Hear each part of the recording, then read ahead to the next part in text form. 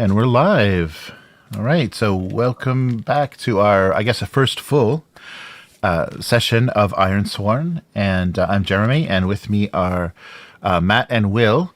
And there is no GM, but our friendly guide to Ironsworn is Will.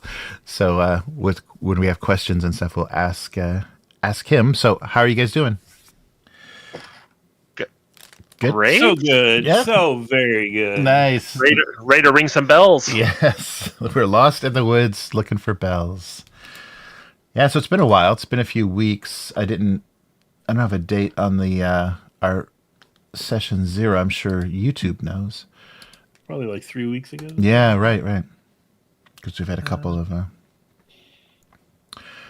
of sessions. Yeah, it was. Oh, come on. I have the page open, but I don't see the date on it. Yeah, let's see. Oh, it was September 7th. Wow, yeah. So a bit ago. And so I completely forgot all the rules. So. That's what my worry was. Is I primed myself right before we played last time, and I haven't looked at it since then. So it was like cramming for a test that day. Right. Last time, and then yeah, it's going to be a fun. You're going to ask me, I'll be like, I don't know what's going on. It's pretty straightforward, right? We just figure out the roll, add a modifier, and hope for goodness. Yeah, it's absolutely, and all the moves are programmed in, so it's really just us. It's how quickly we figure out which move we're supposed to use, I think. Right. Yeah, that's nice. So we're using Foundry. That's what you're looking at on the screen. So Foundry's has a module for both Ironsworn / Starforged, which brings up all of the character sheets, and then all the moves and oracles are built in. So basically, we're just clicking. It's doing the rolls for us and a little bit of the bookkeeping and stuff. So those are free to download. So thank you for the third-party developer that put those together. There's a lot of good free stuff on Foundry. All right. So should we recap where we what we accomplished last time, and maybe should we reintroduce our characters? I don't know. Yeah, we can. That sounds good. Okay. Help all of us get back in the. Maybe a brief idea of what the hell we're even doing here. Right. Well, trying to save the world, right? Isn't that what we're always... Right. Trying to thwart Ragnarok. Right? Yeah. Yeah, I guess we could start big, right? Like the general premise is we're in the Ironlands, which from our perspective is a kind of a foreign land, right? Land of mystery, and we believe that a apocalypse / Ragnarok is approaching and or at hand already. I don't know if we defined if it was like things are actually going bad, or if we're like, oh, the end times are coming, we got to go. Definitely imminent. And we came to find Hell's Bell, which we believe by ringing, AC/DC will come. And yeah, that's definitely going to be our end credit music. Yeah. Well, we believe that we will stop Ragnarok. Who knows what's really going to happen when we do it? That's what happens when we make that final roll to see what the end game is. Like, critical fail. Oh, well, turns out we were the harbingers. Nice. And then we got here, hung out at a village for a while. Now we're getting into the actual meat of it, right? Our characters came here specifically to hunt for the word. Kind of like we think of ourselves as noble hunters for the bell on some level. I don't know if we think of ourselves as noble or not, and we showed up at a small town. And what was the name of that town again? Fiskby, yeah, village of Fiskby. And then we got here and we're like, oh man, that was a long sea voyage. And we hung out there for a week or so, not really doing anything. And we woke up one morning and their bell was stolen, which I guess we should wrap up that every village in the Ironlands has kind of what they believe to be the platonic ideal of what Hell's Bell is, and that's what they worship, right? It's kind of their thing. And each village kind of has their own view on this religion and what the actual icon should look like. So we woke up and someone had stolen that town's bell. And we're like, we'll find it for you. We're heroes. And then we proceeded to, well, I won't say we. Matt proceeded to fail a bunch of rolls, and then what? I'm just saying I was re-listening to it, and the first like 3 rolls you made were not great. You were not having a good night. We don't assign blame. Oh, I'm not blaming you. I'm just stating facts. It's just facts. Anyways, and so we found out that it was an inside job that someone in the town had let the people in and helped them steal the bell. This is one of those roles that Matt failed. Matt went over and tried to chummy with the guy, and the guy wasn't buying it. So I'm sorry, I'm using you guys' real names because I'm not good at remembering your guys' characters. So Jeremy went over there and started hitting things with a club because that seems to be your solution to most problems. Yes. Anyways, we found out that that this town had a different bell and kind of scripture that it was following before, and recently, we don't know how recently, they had switched. And usually when this happens, they like destroy the previous effigy and everything, but someone had ran away with it, and it turns out the same people who had ran away with it had stole the town's current bell. So we went to where they were at, me and Matt being sneaky, Jeremy jumping and screaming. Yes. And then we got there, and they had it was like a cave full of bells. We were like, what's going on here? So apparently they were like collecting all the different ones, and because they thought they were all sacred or something along those lines. We don't know because we pretty much killed everybody, so we don't know their exact That's right. their exact purposes. Well, to be fair, we tried, as I recall, we tried to intimidate them, and it just didn't work out. Yeah. I mean, that's standard role playing, right? You're like, we'll talk to them, and then you fail. Like, well, I guess we're stabbing. And then we got back to the village with their bell, but the village elder had kind of asked us to destroy the previous one too, and we didn't find it, or we didn't know what it was. And so when we made the roll, mechanically, when we made the roll at the end to be like, we completed this quest, we kind of halfway did it. So he asked us for a favor to go convert another town to this new bell religion that his town follows. Yes. And we agreed or Jeremy agreed. Yeah, right. Jeremy's fault. Because you don't contradict the man in the scary mask. Yeah. And we were like, awesome. And that's pretty much where we stopped. Because we had spent the first, we played for a while, but we spent the first 2 hours or whatever it was making the world and making characters. So we didn't get a lot done other than we walked down the hill and walked back up, basically. Right. Hey, quick question. I noticed I can make icons and stuff on here. The town, Frixby, is in the flooded lands, right? I think so. Yeah, I think that's what we decided, yeah. Yeah. And then, is that eyeball that's on the map? Yeah, that was just That's supposed to be the cave, or what is it? No, Jeremy just kind of moved it down there. I had just watched this. Jeremy was just kind of like, this is where we're at. I'll move it over here. So that's where we kind of eyeballed where we were at. Right. Yeah. Oh, so that's us. Yeah. Just kind of our party marker. Yeah. So would that be where the caves are, or where Frisbee is? I think the caves we didn't have to go on a journey for the caves. So I think it was like a fishing village, and then down some cliffs around the corner was where the caves were at. So both. Okay. I think. Oh, nice. Nothing's locked in, Matt. So if you want to, make a few changes and canonize, make some labels as well. Yeah, Fiskby. That's great. And then at the end of the session, Jeremy made the roll, and we're going to go to another town, and it was called Lastmarch. Yes. Yeah, and I think you took the quest, right? Or you're the one who wrote the quest down, so. Right. You're the one who actually made the oath for it. Yeah, convert Lastmarch to a new bell. Yeah. And it was a 2. I think we're all doing this together, but you're the one leading it, so we'll just leave it on your character sheet. So there's no reason for us to track them all separately, and that's the one that's video facing, anyways, right? So it makes the most sense. Yes. Yeah, that'll work. That's my rambling recap. Is there other stuff that you guys remember that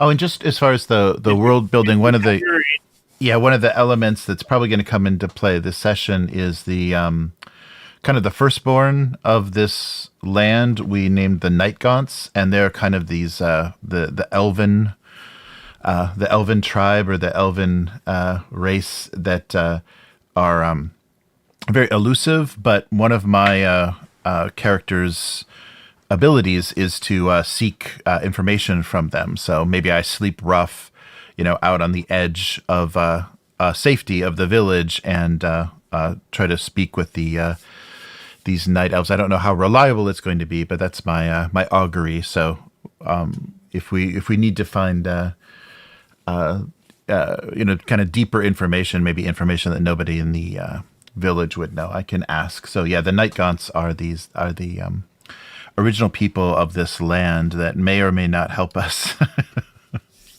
And then on top of that, there's also, I think we were calling the toneless, which are kind of like undead. Oh, or yeah. People who have been too far away from like outside of society for so long that they kind of fall to corruption. Like those who have not heard the ringing of a bell. Mm-hmm, mm-hmm. And like that's part of the reason why each town has one of these bells, is that they ring it like ceremonially at some points during the day. And the toneless can't come within basically hearing distance of the bell, fundamentally. Right. So when we're traveling across the lands, there's a chance we're either going to be super awesome and trying not to be caught, or we may have to enlist the help of the bell wardens, which are just people who I think we kind of decided were kind of people like covered in little bells and jingle jangles that travel the paths between cities and kind of are the people who, in a way, guard stuff. Mm-hmm. And in a way are like kind of like the federal police or whatever. Like they're people who are like they're connected to towns, but they also like usually cover routes between towns. Mm-hmm. Hopefully they're cool. Yeah, hopefully.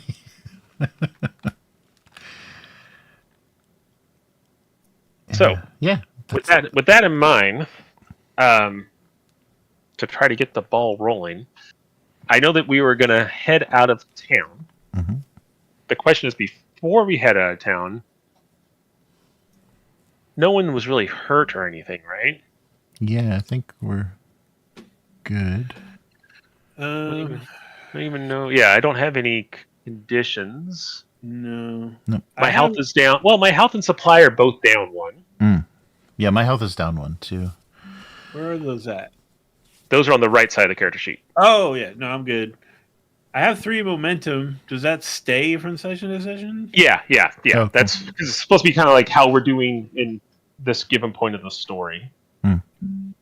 So what we might want to do, let's see, is it called Sojourn?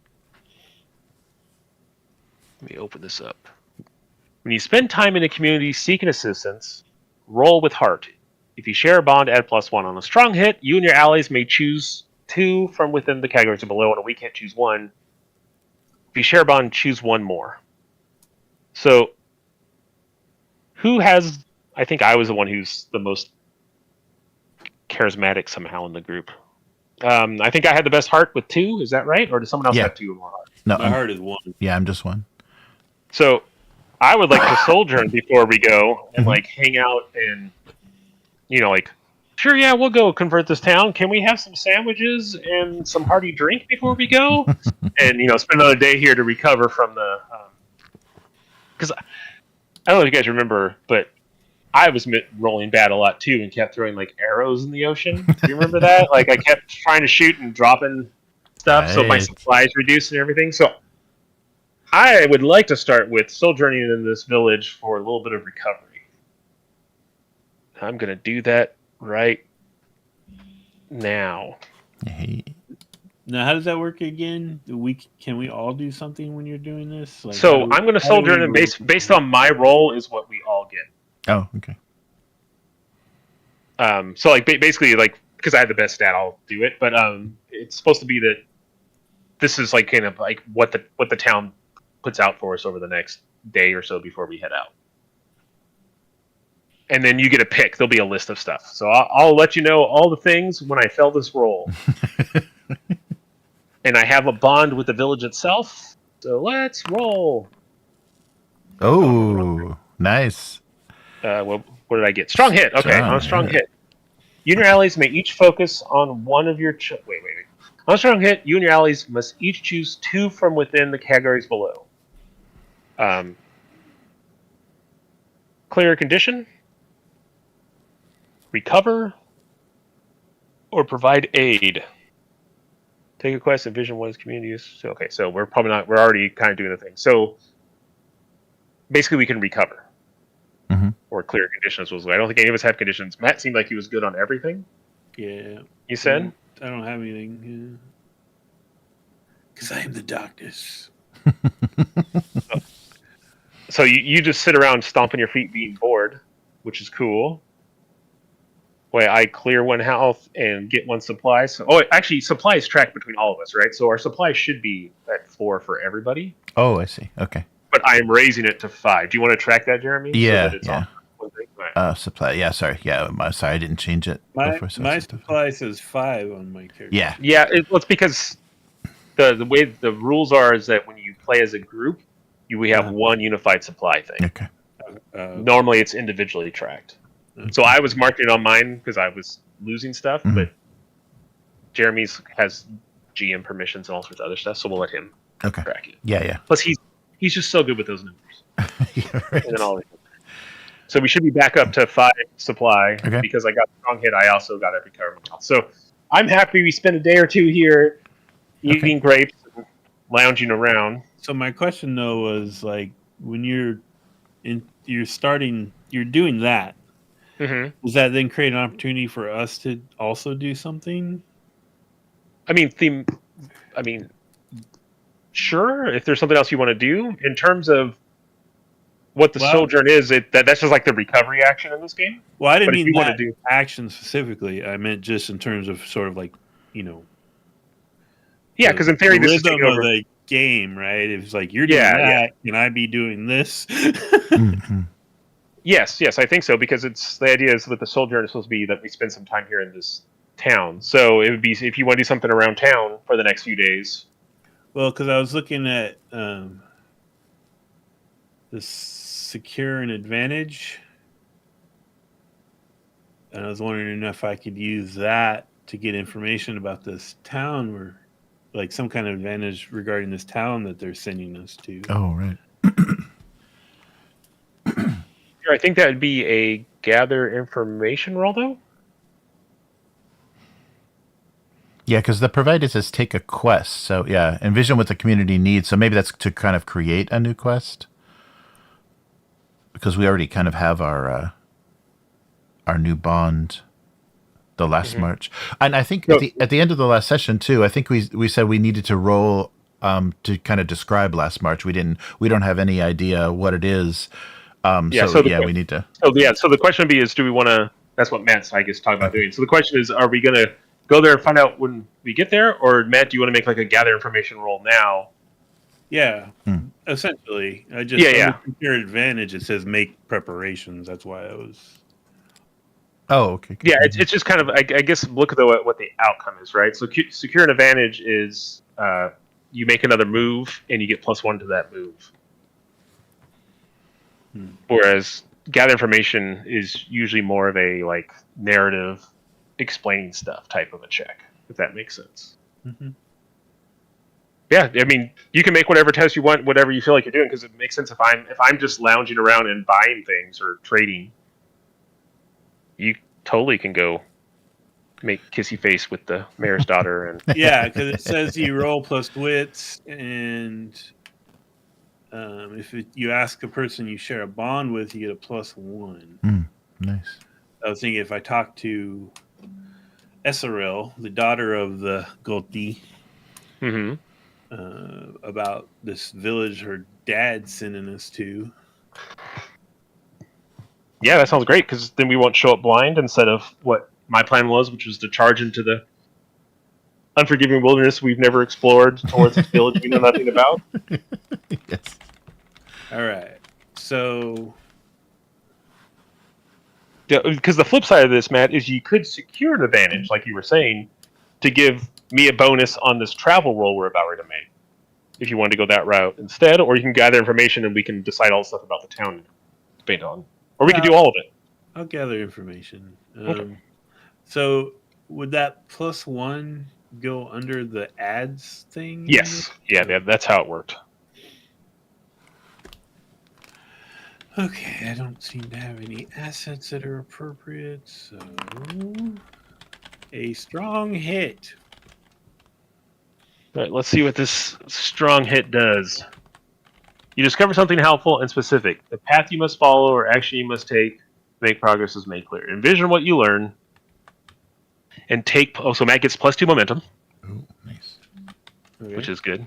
That's the real reason to make that... to make kissy faces.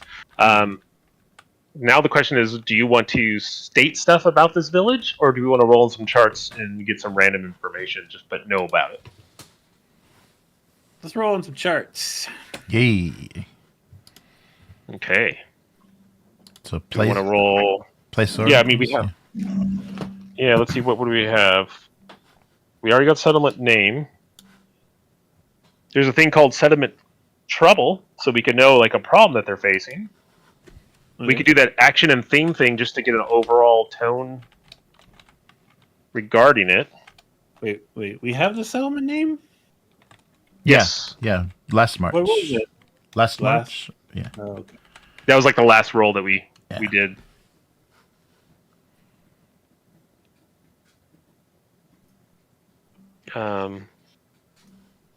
What's the difficulty of that quest? It was 2? 2? Oh. Yeah. Yeah, I don't know what that's called, but yeah, it was 2 pips are filled in. Easy peasy, I think is what the difficulty. Hey, Matt, do you want to roll on the settlement trouble, or do you want to roll an action theme to improv some stuff? Or both? Well, I'm looking for dirt on them, so I think I'm going to do settlement trouble. Dangerous tradition. Ooh. So something about their religion, probably? Or maybe it's not. It doesn't have anything to do with their bell themselves, but maybe this is why he's asking us to do it instead of going there himself. Is there's some danger going on with him? Well, it's a tradition, so... Yeah, is it like eat people that show up at your village? A dangerous tradition. Maybe we go the Dragon Slayer route and they like have like a reoccurring lottery where they sacrifice someone. Yeah. That's good. Like douse their bell in the blood of the sacrifice. Oh, yeah. Oh yeah, we definitely need to convert that place. Mm-hmm. Yeah. Okay. So we're going to the violent, like, sacrificial place to try to convince them to be this new happy hugging religion. It's gonna go great. I think it's just more vanilla bell religion. Yeah, that's true.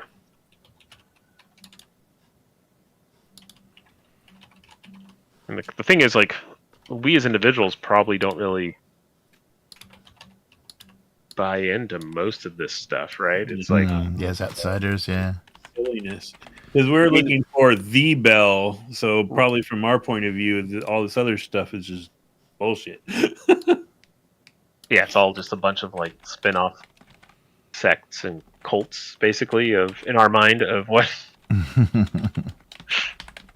of the true beliefs. All right, so we have to actually start making notes, huh? Yeah, I put that in my notes. So that was the trouble, right? Yeah. So is it a regular thing?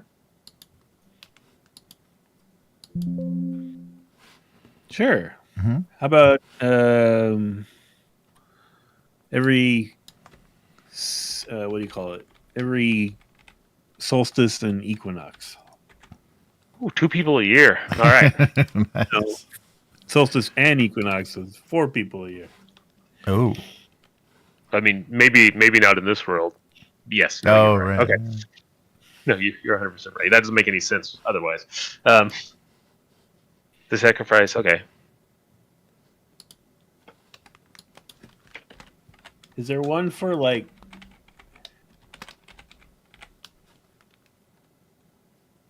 Can we do one for like a motivation of? There is like character motivation somewhere. I see character goal. Yeah, try that because worst case scenario is we roll it and we don't think it's cool. All right, I'm gonna say this is for someone important in that village. Protect the status quo. That's perfect. Oh, nice. Yeah.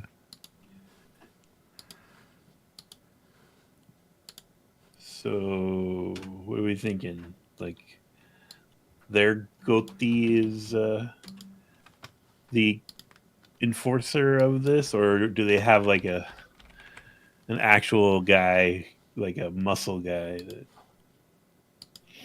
Well, yeah, because we have like this bell warding concept, right? Which is maybe our generic term for kind of law enforcement. So yeah, maybe they have a like their bell wardens are incredibly protective. Yeah, and I'm trying to think of how that's gonna.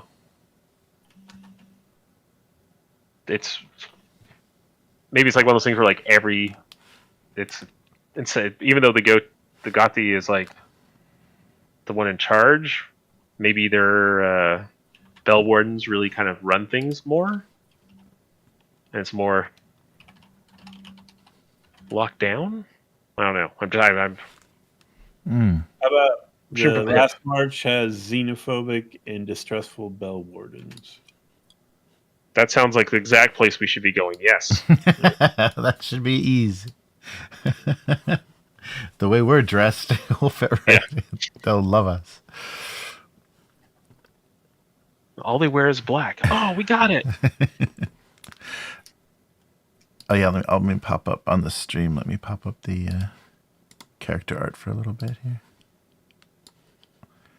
So, do you think if I wanted to like just sneak into the town, pretend to be just a villager, my infiltrator would work for that? Oh, yeah. I would think so. I don't know what the infiltrator says, but it sounds like it's something about when sneaking. You make a move to breach, traverse, or hide within an area held by an enemy, add +1 and take +1 momentum on a hit. I mean, it sounds like if it's something that if we think that they actually wouldn't accept us and it'd be dangerous for us to show up, then absolutely, right? Mm-hmm. Yeah. Well, because I think we've just set them up to be like that, but yeah. Yes.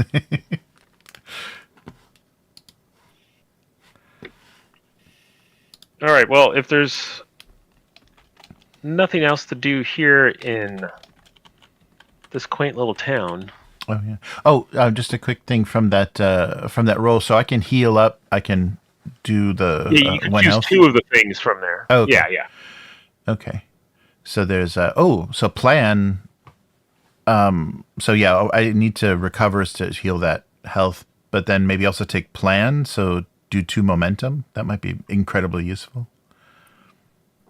Yep. Is that okay? Yeah. Let's see. Yeah, I think so. Let me. Yeah. On the roll.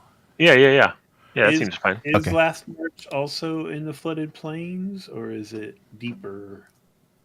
Well, that's what we get to decide right now. So we're about ready to head out on a journey. If we make it deeper, it's probably going to be a harder journey. So it depends on should we. I mean, it's not going to be across the map, right? Right.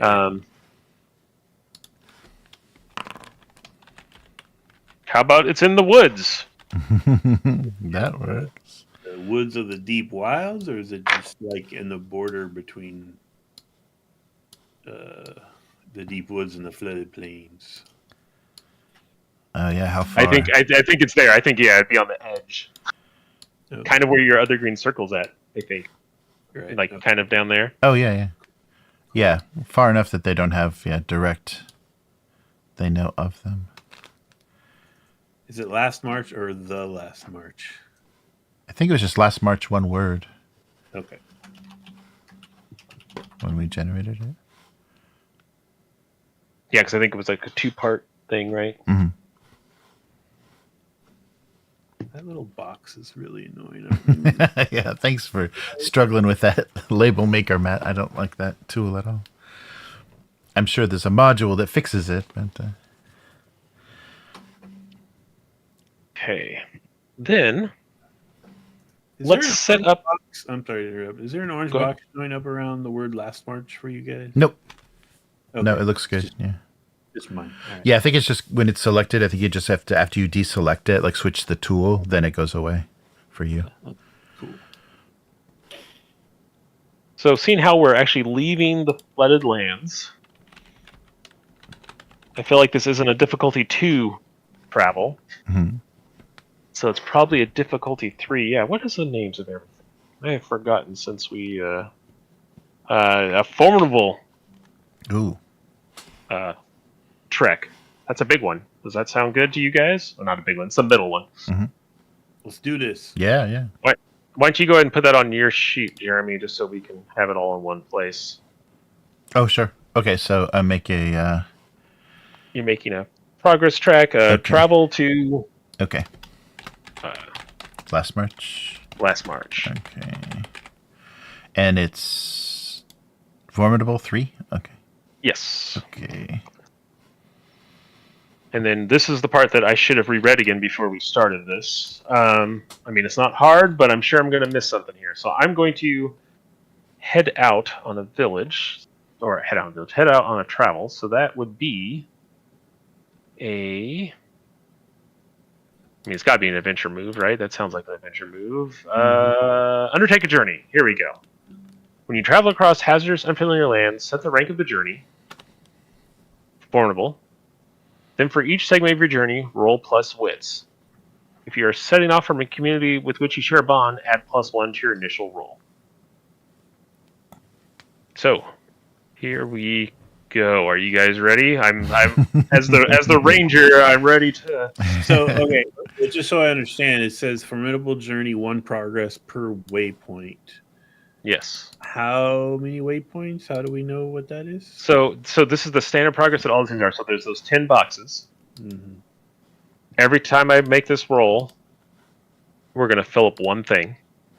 Oh, we got to get 10 of them? And then at any point, we can say, I think we're here.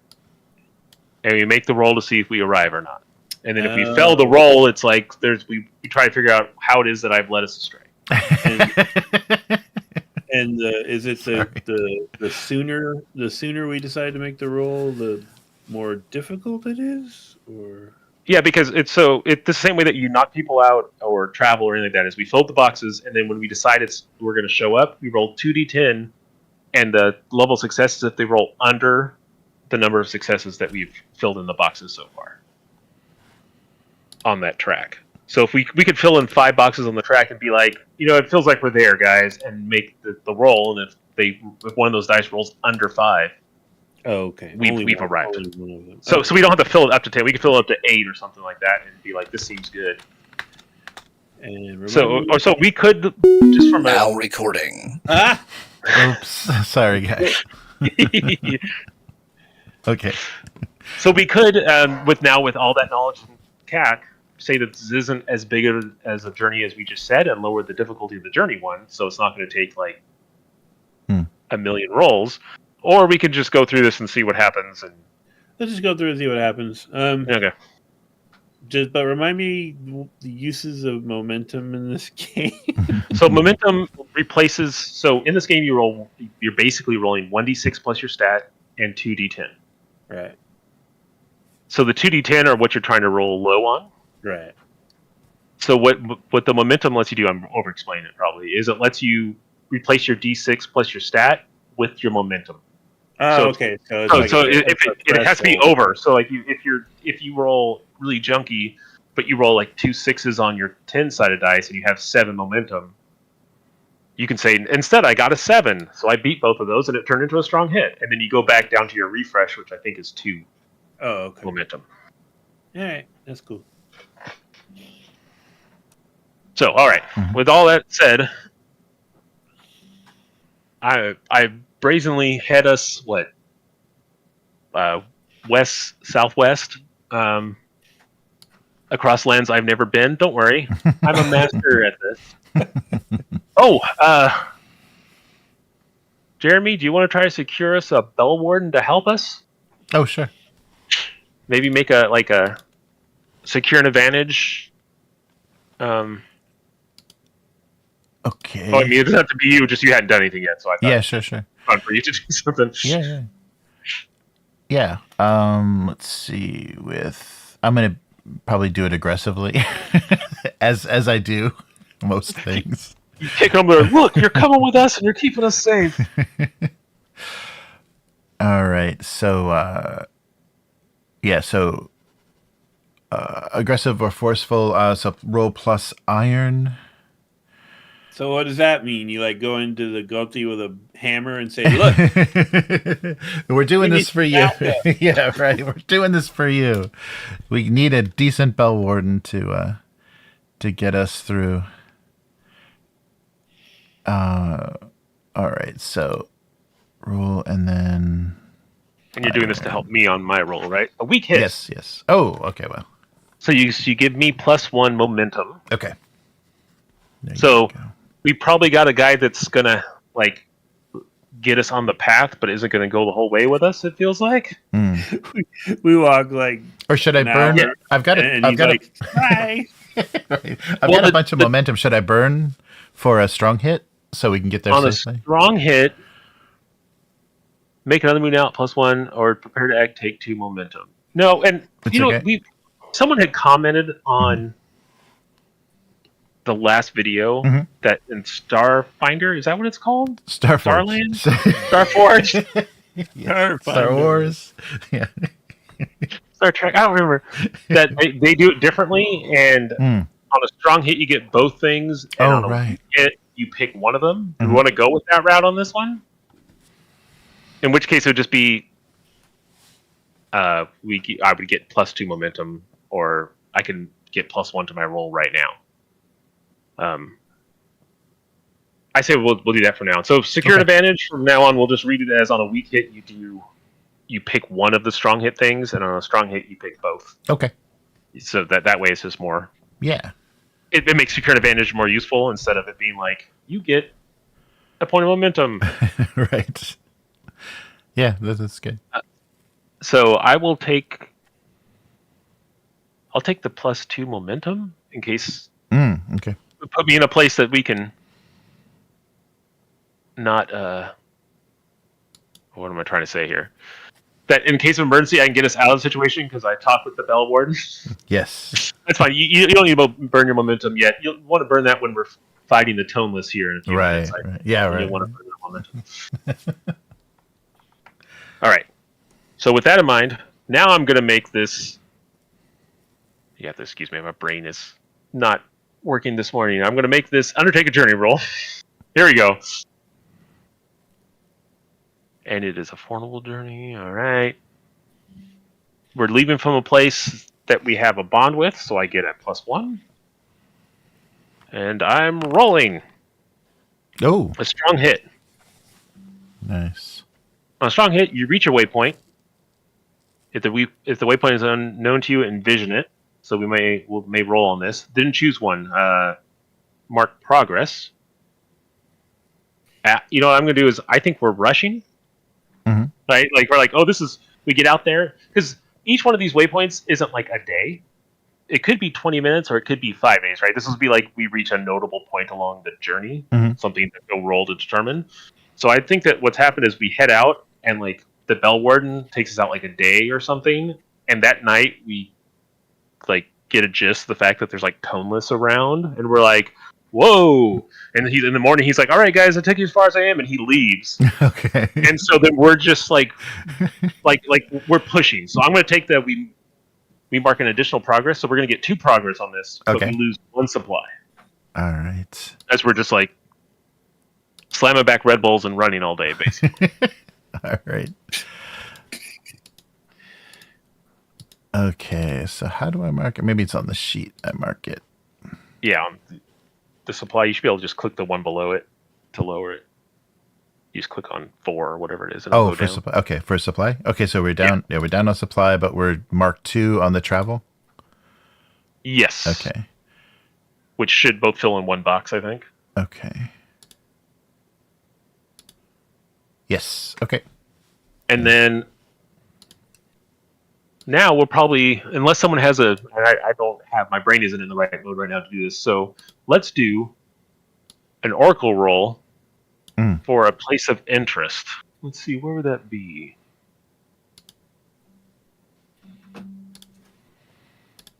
Region? Places or Location? There you go, location descriptors. Oh, okay. Let's try that. Someone want to roll on the location descriptors? Shadowy. Ooh. Should we roll for a location too, or just do shadowy? Yeah, well, go ahead and roll a location. I think that's just going to tell us. I don't know. Roll location. See what it says. A shadowy moor. Yeah. Oh, yeah. Okay. So I push us hard through like the next day, and we end up like marching through muck. Is that what's stalked by the toneless? Yeah. Yeah. No crazy doubles were rolled. I made a successful roll. So the way this game works is that if we don't feel like investigating, we're going to continue on, right? So it's like the shadowy moor. I don't know, Matt. Are you going to note each of our little spots along the way? All right.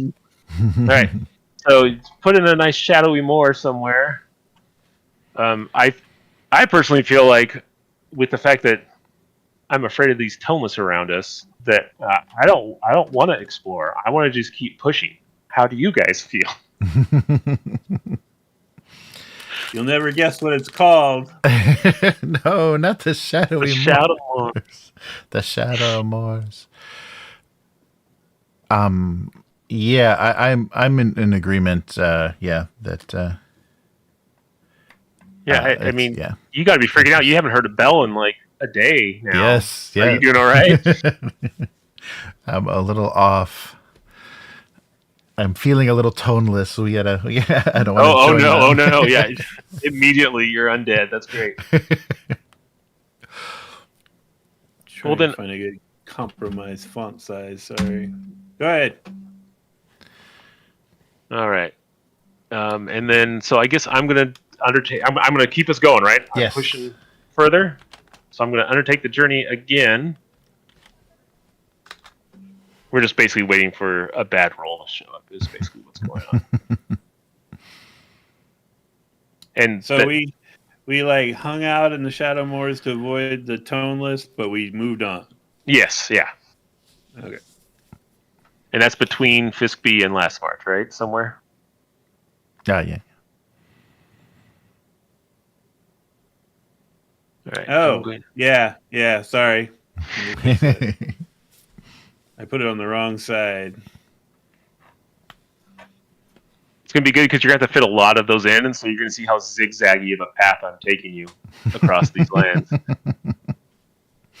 Well, we blame the first one on the Bell Warden, right? Yeah. All right, so I'm going to make another undertake a journey roll here. Wow, I'm just rocking these things. I think I'm still pushing, right? Like, we don't... This is scary. There's undead. I'm going to just drain us of everything, so let's mark 2 more progress. Okay. And another -1 supply. Okay. Oh, I got plus momentum both those times, too. I need to mark that on my character. I am maxed out on momentum. Nice. I'm ready to... This is going to be I'm a great ranger. Right, since Matt's in charge of the maps, I'll and Jeremy's doing all the stuff, I'll roll the location again. So, wait, how did we do that last time? Place, location. Yep. Location. Okay, yep. Rapids. Oh no. Okay, so we come across the river. Strange rapids. Strange rapids. Okay, I'm gonna do then an action and theme. Surrender tool. Oh no! That doesn't really feel. What? So there's some. We've come across some rapids. So we come across a river. And there's rapids. There's something strange about them, and on the prompt, I got surrender tool, which sounds like something it's going to require. Ooh. What's what that? If it's a site that people go to commit suicide? Wow. Mm. Okay. Surrender tool. Yeah. Ooh. Okay. Maybe this is people who are ousted or whatever it is. This is one of the outs they have, right? It's do I want to stay out of town and become toneless? Ooh. Mhm. Or do I before I lose myself, do I do whatever people do here to end it? Ooh. Wow. This place is rough, Getting man. dark, man. Yes. Happy Halloween. Well, I everybody. mean, Yeah. we're literally dealing with the end of the world, so it checks out. Yeah. What is it called? Yeah. What's a Oh. good name for where you where you end it in water? Let's see. Final something. Yeah. Summer song? That doesn't seem quite right. Roll again. Ooh, Man, it's all Frost Frost Crag Crag. Rapid. Yeah. Wow, Well, that's good because it looks like there's no major mountains, but it looks like there's some high stuff. So maybe this is the one snow peak in the Haven, drains down here. So this water is yeah. Maybe people just throw themselves in the rapids. Yeah. Yeah. Because it's so cold, you almost immediately become numb, and yeah, ooh. Yeah. Nice. First I was picturing hanging or something bad, but that's even more this is where people come to just fall in the water, lose all motor control because it's cold, and then hit their head on a rock. Yeah, because it's the rapids. There must be a bone pool somewhere where the Yeah. Yeah, so if we investigate, it should definitely be a bunch of restless dead, right? Oh yeah. Yeah. Oh yeah. I feel like we need to make notes about each of these locations. Are you making notes about each of these locations, Matt? A little bit, yeah. Okay. Except I keep closing my character sheet and accidentally. So we've spent a lot of resources. Mm. Or we spent 2 stuff here, and where a bunch of people have thrown themselves into the rapids. Would it be weird if I spent some time resupplying here, looking through? Oh yeah, yeah. Because maybe people would leave their belongings. Yeah. Yeah, definitely. Whatever that took. That makes sense. Okay, so I'm going to do a resupply. I mean, someone else could do this, but it feels like this is just what I'm taking point on this right now. So when you hunt, forage, or scavenge, you roll wits. So I will roll wits. I don't have any bonuses. Strong hit with with a match. Oh. So we take 2 supply. Oh wow. Okay. So I think that may fill us back up. I'm not sure. Yes, it does. And with a match, it's a unique thing. Oh, did you find something? Well, yeah. What if we find I'm thinking Walking Dead style here. What if we I'm scavenging stuff and I find a place where a bunch of toneless have gathered in a group around something, and then the question is, what are they so interested in, and do we want to mess with it? Oh. Why is there 50 toneless surrounding this this rock or whatever it is? Yeah, so it should be a big rock in the middle of the rapids that the undead previously suicides have crawled up onto or something. Wow. Yeah. They're drawn there by something. Yeah. So then the question is, do we want to check that out, because understanding how they work or what draws them may help us in the future, or do we just make a note of this horrific event and continue on. Guys? Wow. I look to the guy wearing the scary mask and see where he's going. Yeah. Although he's wearing a mask, so I can't tell. Yeah, you can't see my expression. Because, I mean, going out there would be dangerous. It seems like we'd need a nimble guy with some edge to do that. I can go out there, but is it just to see what's drawing them? I mean, if that's what we want to do, yeah. Yeah, I think we're. Yeah, I was cautious, but now I'm curious, and I know that's going to be a problem. But yeah, I mean, it's okay because it's not you who's taking the risk, so it's not that big. That's right. Yes, if it's not me taking the risk, yeah. So, is there an object oracle? I don't think there is in this oracles. Place. Yeah. There is Mystic Backlash, Major Plot Twists, and Combat Actions, and Settlement stuff. So there's Settlement Names, which is Man-Made Edifice, which we could click on, and it may give us a hint of something. I'm going to roll this theme one. I just want to see what it does. Okay. Loss. Ooh. Yeah, and usually we do action and theme together to try to get. Oh, well. Loss. I mean, it's a bunch of undead. Yeah. I got an idea. Okay, so are you going to climb out there to check this out, or is this just like what we can see from the shore? Okay. Well, I have an idea. So let's say I know there's something that they're like thronging around, and if I don't die, then you get to say what it is. Excellent. Okay, so sounds like a face danger roll, right? Yeah, oh god damn, close my carriage.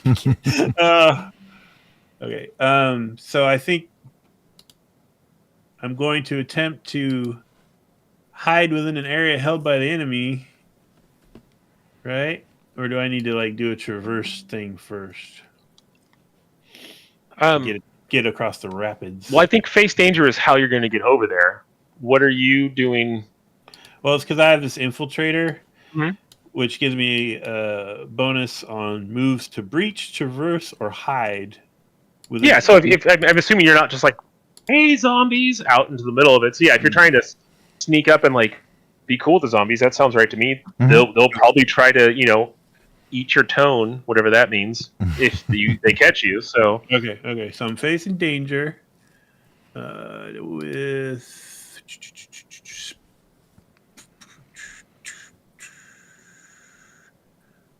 like deception, stealth, and trickery. Do you think that works on the undead?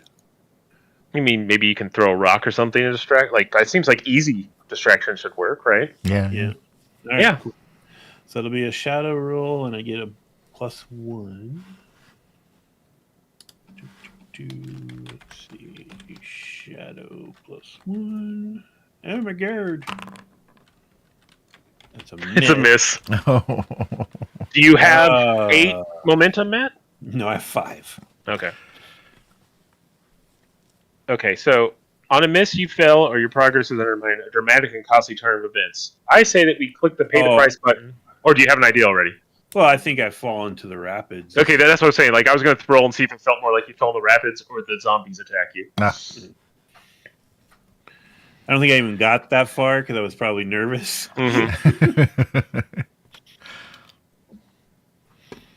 All right, well then Matt falls in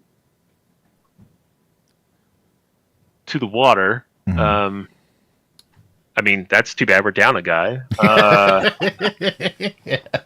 Maybe my plan was to die here all the time. Yeah, it's like, no. You don't have to do that just because we're here. I always been a bit of a joiner. Yeah. I'm trying to think. Would I need to do a precision roll or something to save myself, or do you guys do something? It'd be a face danger roll probably for that, but you know what? I think I'm going to. We're full up on supplies, right, Jeremy? Yep. Yeah. So I assume that we have rope assigned, Matt. So I'm going to try to throw a rope out to you to help to give you secure an advantage for you. So let's see.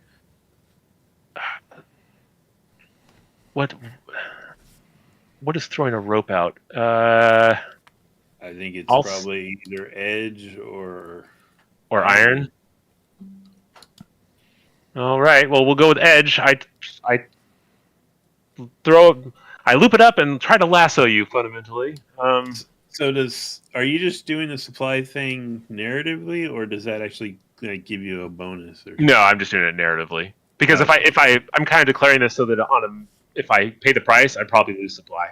Oh, because I threw a rope in. It was kind of what I was implying. So you don't actually spend it right now. No, yeah. Okay. Yeah, I'm just assuming we're at full supply, so in my mind, we probably have, if we had one supply left, it might be like, oh no, all we have is ration or something. But we just scavenge for stuff, so I'm sure we have all sorts of stuff. So, man, I'm going to try to secure you an advantage with edge. Mm-hmm. Good luck. Oh, a strong hit. Nice. Choose one, Matt. Do you want +2 momentum, or do you want to get a +1 to your roll? I want the momentum. All right, +2 momentum, Matt. Now now you're trying to face danger, and rapids to me feels like an iron test. Does that seem right? Well, or do you have another way you're? Well, I think it might be edge or two. Oh, that's true. No, yeah, that would make sense. Need agility and precision. Mm-hmm. That's what I'm going with.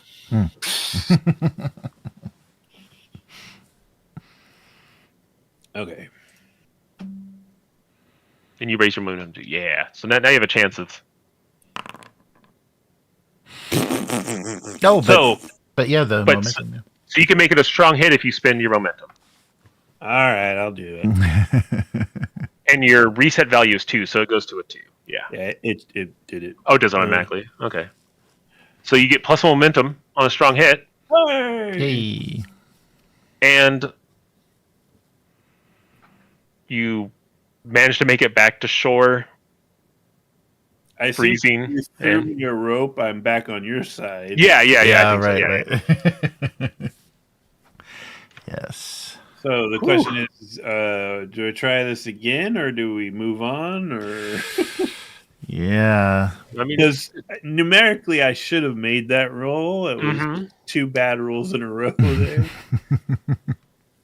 Well, I'd say, at the very least, let's try to come at it from a slightly different angle. So we've already thrown you a rope. Why don't we do the standard, what I do in every role-playing game? We'll tie a rope around your waist. Oh, sorry. Yeah. We'll prepare. Yeah. And we'll do that through me doing, or whoever's better at it. Jeremy, can you tie this rope? I was in the Bell Scouts, so yeah, I'm a real rope tie. Do you have good? Well, it could be a wits roll or an edge roll. Are you good at either one of those? Yeah, wits. Yeah. All right. I can do wits. Tie secure knots. Yes. Well, yeah, you probably tie knots and tell me you totally went the wrong way, stupid. Yeah. You see that rock that's covered in slime? Don't walk on that one. Right. Walk on that rock. See that series of rocks you can hop to over there? Much better than you trying to jump 30 feet. So, secure an advantage, or what would be the? I think that's basically the help. Oh, okay. Action fundamentally, I think. Okay, so to prepare, let's see. Yeah. So what should I use for the securing? Well, it's with expertise, insight, or observation. So yeah, if you're like, we're tying a rope to them and you're like telling them, no, I saw those rocks were loose, go over there. That sounds like a wits roll to me. Yeah. Okay, cool. Okay. Yeah, let's do that. Okay, so wits and then +1. I'll put my mask down and give me +1. He's going spooky. We can't. Matt gets another momentum back, though. Hey. I'm sorry. On secure advantage, we're doing the thing where you pick up the 2. Oh, right. So, Matt, do you want +2 momentum, or do you want +1 to your roll? I want +2 momentum. All right, there you go. Nice. Okay. All right, you are secure now. So am I going back over? Yeah, you're going back. You're climbing back out on those rocks again. I'm going to go be a bait for undead again? All right. Yeah. If this doesn't work, though, we're pulling you out and we're just crossing these rapids and moving on. Okay. Well, I'm not confident enough to take a different tack, so I think I'm still just using the old edge. Please don't screw up this time. Oh my god. Why that 6-sided roll so goddamn low? Oh, all right. God. Well, we had ropes tied around you and stuff. I think we Yeah, just pulled you through the water, Matt. Why don't we just make the cost be you take a point of health damage? And I feel like spirit, but okay. okay, or spirit damage. That's fine too. If that's what you want to go with, that makes sense too. It's getting kind of humiliating. Yeah. Okay. Yeah. That's great. Yeah. And you're just cold. You're not actually like hurt. Yeah. That's intriguing. Maybe make a note of this in your journal there, Matt, and we'll come back to it when we have someone who's competent at climbing. I was just thinking maybe we could make a note of what. That there's that zombies I got really being soggy. No, like in your actual notes, because we can come back here in theory, right, and check this out. Maybe something else will pop up. Okay. Yeah, I have the deets on the place already. Okay, cool. So we're giving up on it. Basically. I think we're giving up on it. Okay. I'm a failure. Hey, real quick before we go on to the next thing. Yeah. Could you remind me how we actually accomplished our main progress track? So it works the same way. We're going to be filling up boxes. We fill up a box when we feel like we made some level of progress towards that story. So I think the reason why we were doing all this is because the guy at Fixby, is that the name of the village? Yeah. Said that he would give us was going to give us direction on where he thought it would be if we did this for him. So we got to get all this BS. So we're going to do all this stuff, and we're going to get back there, and then this is like a crazy thing, so it's going to fill in one tick in the box. Right? So it's going to, and it takes like 4 ticks to fill up a box. So it like, as we play this, we'll probably figure out how to make it go a little bit faster, but this is how it's going right now. Smash cut to the year 2028 when we're on session 6. Okay. Okay, cool. Well, and that's where, we can go free. Like, maybe we'll find some people who have an access to knowledge, and we can do some stuff, and we can crank a bunch of stuff out in one set. Who knows how it's going to work in the future. But this is, like, the overall, in theory, it's our how we get done. Gotcha. Of the game type of a thing. Okay, so we're back to you making our journey roll. Yeah, I'm going to make another journey roll. You looking a little chilly there, buddy. It's a little soggy. It's because I don't have any hair. Yeah. All right. I am going to. Man, I am just. What the? Unlike Matt, I am crushing it. We'll spend a point of supply and move 2 again, right? Like we're just we're cranking. There's no reason to do anything. Yeah. Sounds good. Want me to roll a location or? Yeah, somebody roll. All right. A road.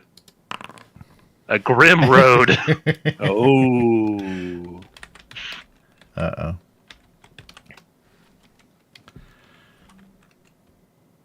What would make a road a grim road?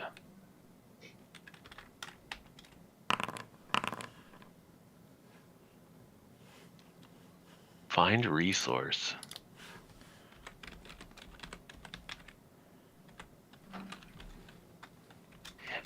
Yeah, so maybe we actually come across what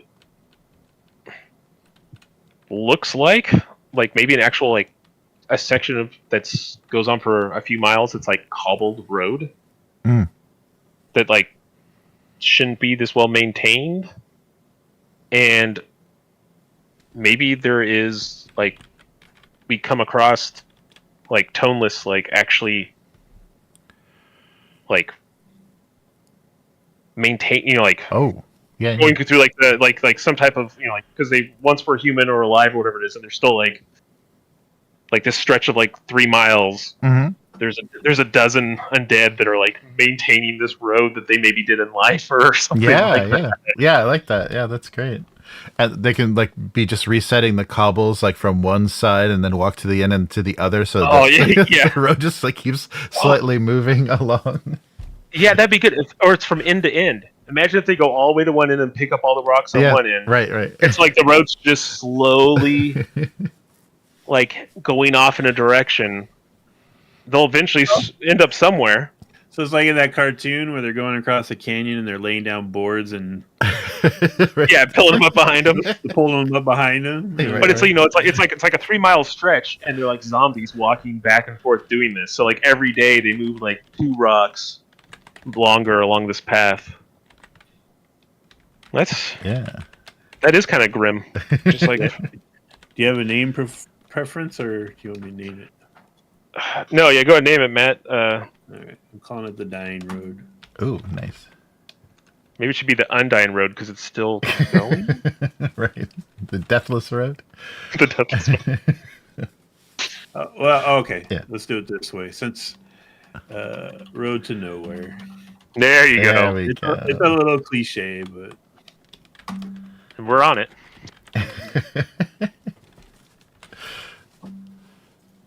Right, how much progress have we made so far on this? 6. Yeah, we filled in 6. Oh yeah. Man, we are booking it. Do we want to bank some more, or? Yeah. Oh yeah. I don't think we've arrived there yet. That seems. You need one under 6, right? Right. So let's do one more, and then we'll see how we feel. Okay. Moves. Or take a journey. Because so far I've just been crushing it every time, so it feels like why. There we go. That's more what I was expecting. So -1 supply. Yeah, so we lose 1 supply and we only move 1 space. Okay. Or we only add 1 thing. 1 tick. Okay, and lose a supply. And then. A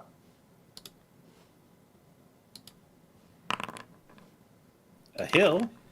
A lush hill. Oh, that's counter to everything else we've ran into. Oh, that sounds like a place to resupply. Yeah. It does sound like a place to resupply. Yeah, this. We actually reach because we're probably on the edge of the woods at this point. Mm-hmm. So we've gone from like this marsh, swampy, open land to. Oh, look at this! There's like more plants, and is that a boysenberry bush? Oh my god, we're gonna eat some boysenberries. I should have said, "Oh my bell, oh my bell, we're gonna eat some boysenberries." All right, yeah, let's do a resupply. Nice. I think I'm the best at that, so I'll just keep doing it. Yeah, everyone cool with me just making all the rolls all the time. Sure. It's traveling, yeah.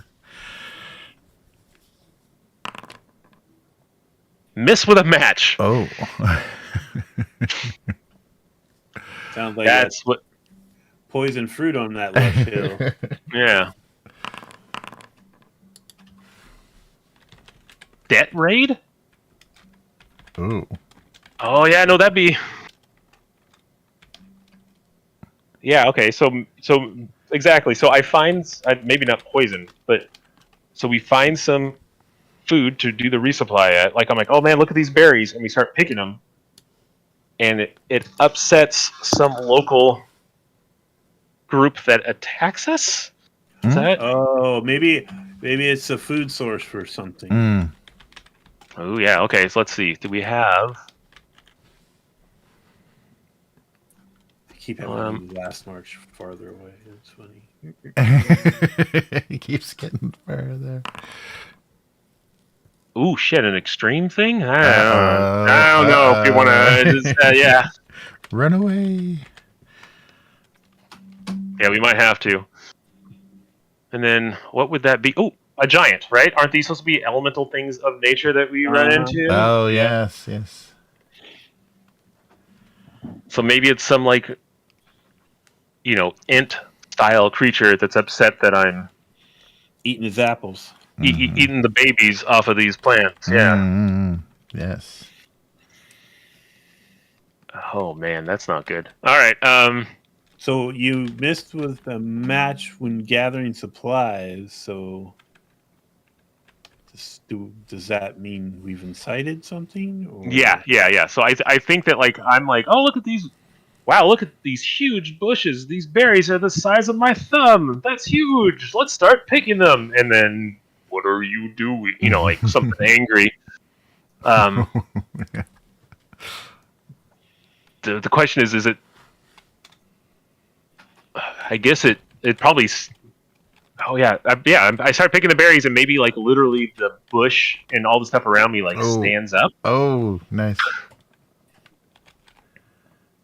And now, like I'm facing this like 35-foot tall thing made of. The hill wasn't nearly as big as we thought. Yeah. It's not a hill. It's a giant.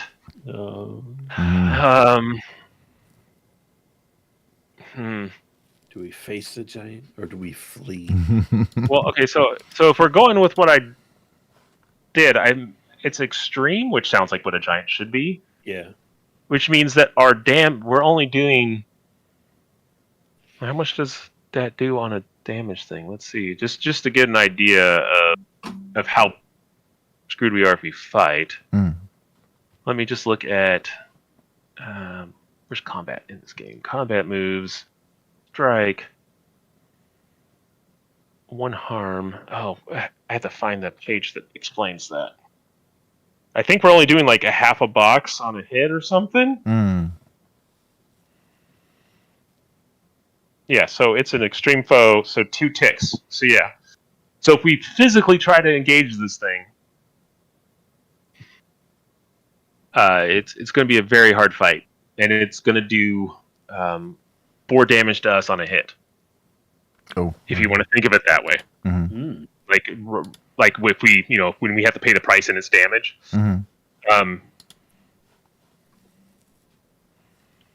How would the rolls work if we wanted to interact with it in a different way?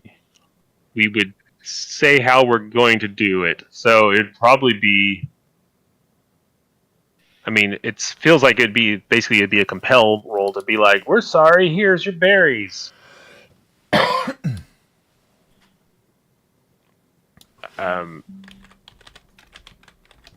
I mean, would we still be trying to fill in massive boxes, or? No, not necessarily. Like it could be all handled with 1 roll. The other thing is we can also do a under combat if we wanted to do this, because it doesn't necessarily mean that we beat it, right? There's also the abstract battle.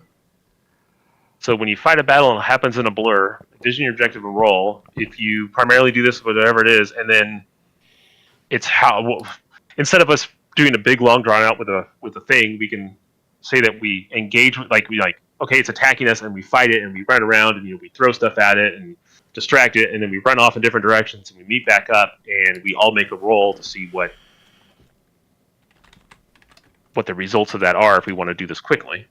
Or someone can step up and be like, no, fellow tree giant, we are cool. I have an elf mask or something like that. Also. Right. Well, because I have a trickster, which gives me a compel bonus for lying, bluffing, stealing, and cheating. So I was thinking maybe like when you woke it up, and it like stood up and it's gonna step on you. Maybe I heard it like bellow or something, so I run off to the other side of what used to be the hill, and I start trying to mimic his bellow noises to see if he'll like be distracted and like, hey, there's another giant here. Oh. I mean, that'd be great if I didn't get stepped on. I would appreciate it. Because, I mean, all I'm doing is roll to poop. So if you want to do that, I would appreciate it, yes. All right, I will do that. You guys pulled me out of the water. It's the least I could do. Nice. So I get a +1. Oh, God. Here we go. What would that be, though? see. No. I mean, but if anything social is basically a compel. So if that's what you're trying to do, I think it'd still be a Oh, compel. no. I was looking at the attributes. I think this would be a liar, Whoa. swindle. Oh! Never mind. You're dead. I'm leaving. All right, I'm going shadow because that seems to be the Yeah, it'd be a deception shadow of wits, I think, kind of how you're... Where did the... Oh, my gosh.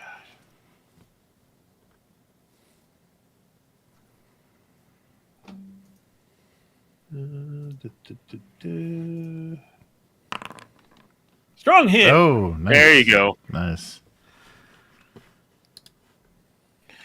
They'll do what you want or share what they know. Take one momentum. So does he just go tromping off in that direction and we run the other way? Yeah, Is that what we wanted him to literally. do? Yeah, literally, I'm just drawing him away so that we can leave. Nice. Yeah. So I like this. So I'm like picking berries and it's like, blah, blah, blah, blah, and then from off in the distance we hear like blah blah blah blah blah, and it turns and it's all angry and goes stomping off. And a moment later you show up and I'm like, oh crap, there's two of them. And then we run away. Yes, exactly. So at the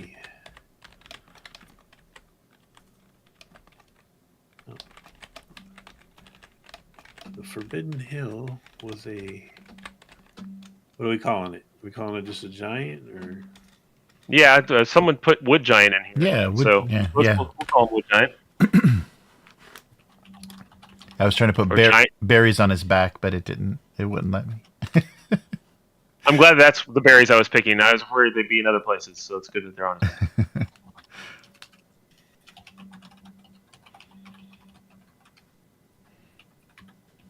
Yeah, because everything's so mystical and the giants are so crazy. Yeah, we could just be like, "I'm going to pick up this stick." Oh no, it's a giant finger, and then they get angry at us. That's kind of funny.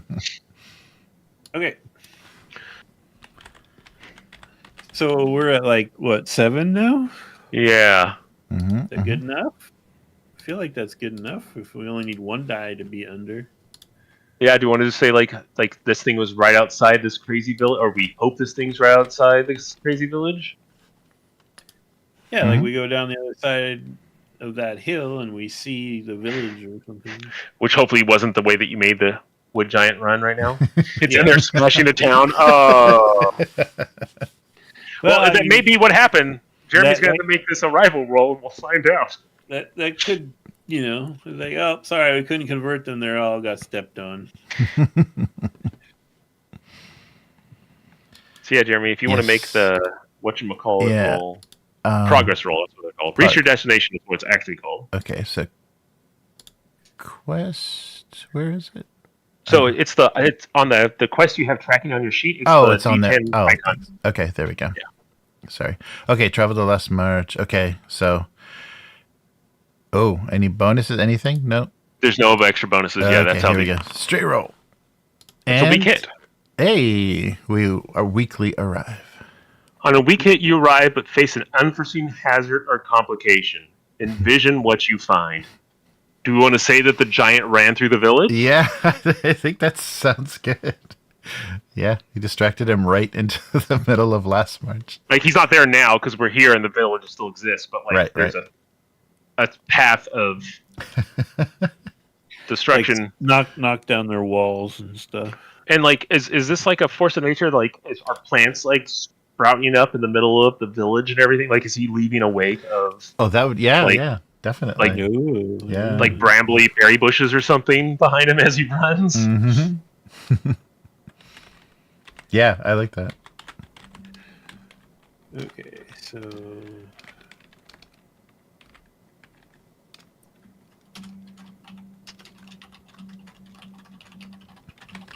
Yeah, see, so if you miss this roll, what happens is you clear everything and the difficulty goes up 1. Ooh.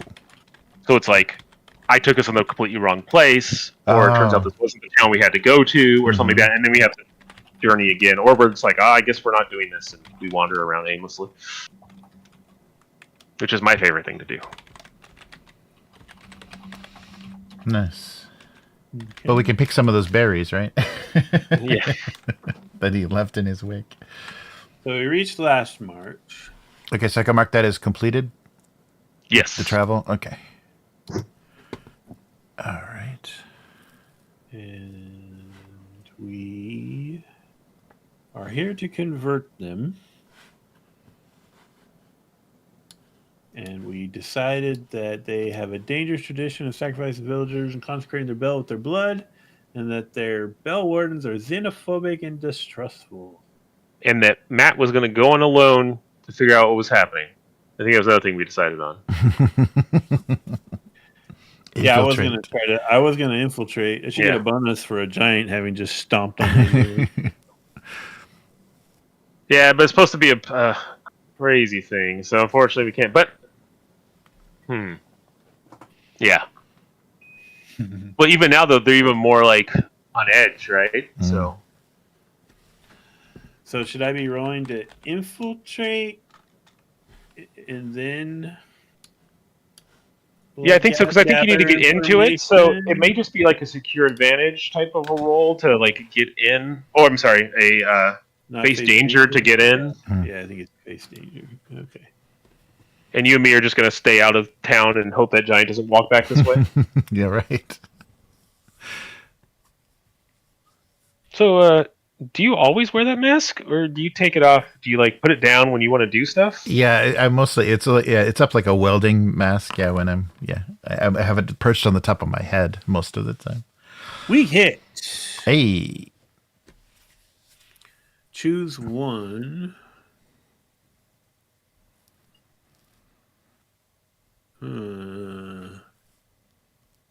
I think I had to.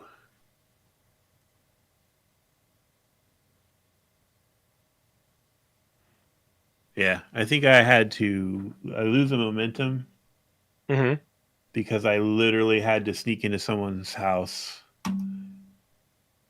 and eliminate them. Oh. To dress up as a local.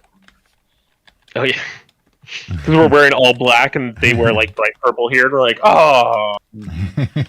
I don't want to ruin your momentum, but I just realized that like I have multiple skills that help me with travel stuff that I didn't use because I was so excited about rolling travel for the first time. Like my Hawk and my Wayfinder skill both gave me bonuses. Yeah, aren't you again, Ranger? I'm the Ranger, but that's all right. That's all right. They basically give momentum. My momentum's maxed out, so it's fine.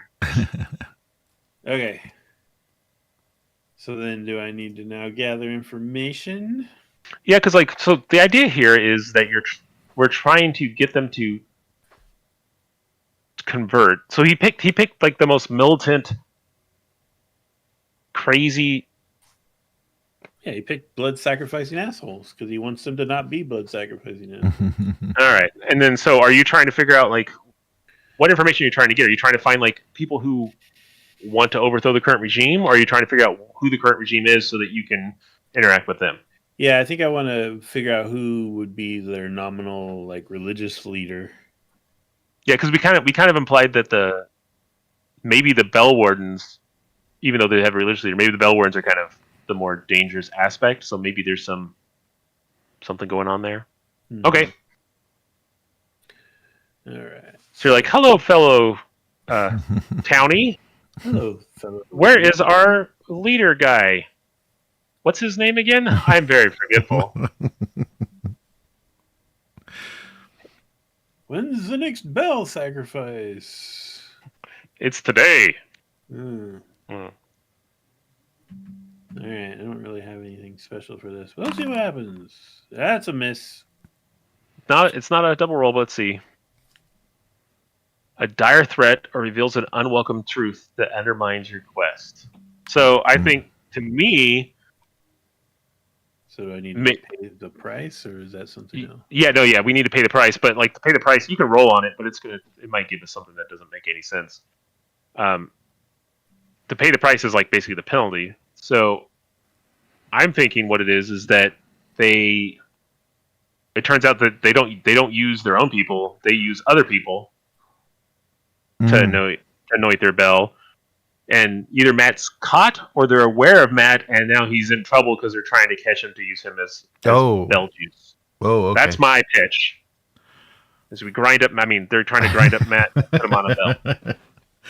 Well, it was a complete miss. So, I think maybe I'm being held by these nasty xenophobic wardens. Okay, yeah. So the outsiders are used.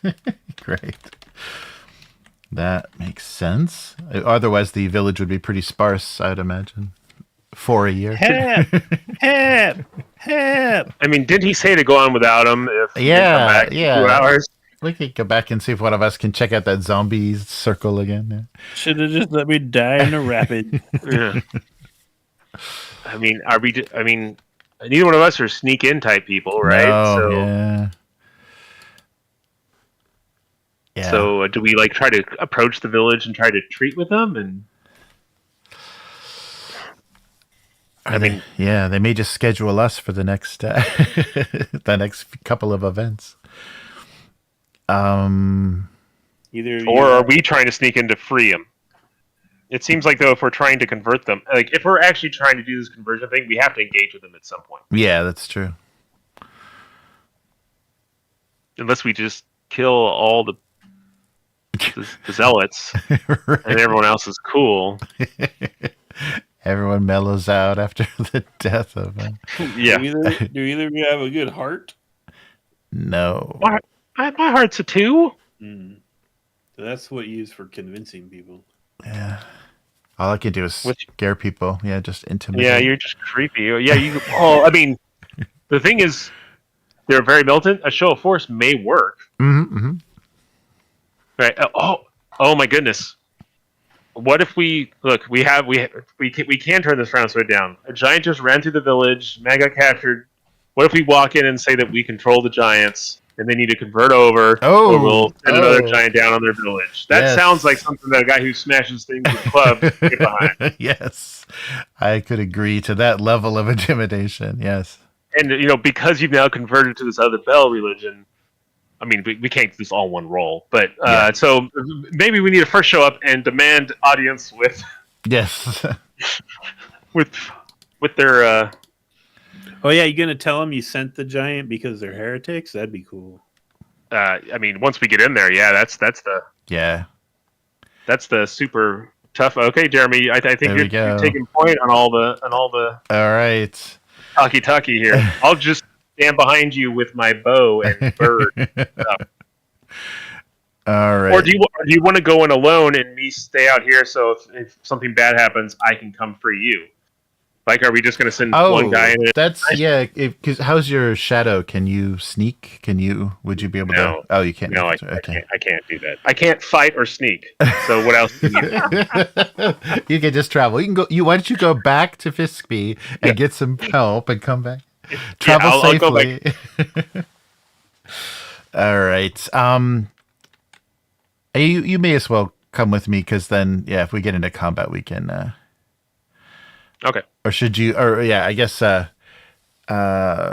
see. No, I'll come in. I'll come in solo as some kind of giant, controlling force, and maybe you can cover me with your bow from concealment. That might be safer. That sounds good. So let's compel. Yeah, to get an audience with them, so they don't just murder you on the spot. Right. Threaten or incite, probably. Yeah. So I'll roll with iron, and since I'm compelling, I'll take it'll be a +1 and then a +1 momentum. Ooh, all right. So, take me to your leader. Yes, and so I think I need to strike something with a with my club, with my hammer. Like the first of their bell wardens that approaches you, you just whack. Yes, just strike one of their bell wardens and say, I demand. Okay, so +1 and rolling with iron. I demand an audience with the head of this village. Oh no! But do I get that momentum immediately? Yeah. Yeah. Well, you got a strong hit. It's strong hit. Oh no, sorry. Oh, I thought I saw the miss above it, so I didn't scroll down. Nice. Okay. I was looking. Yeah, so you get +1 momentum. Okay. So you get an additional +1 momentum. Whoa. Okay. Yeah. So I'm maxed. And then you that was a compel, right? So Yes. you're not. Well, I guess you are.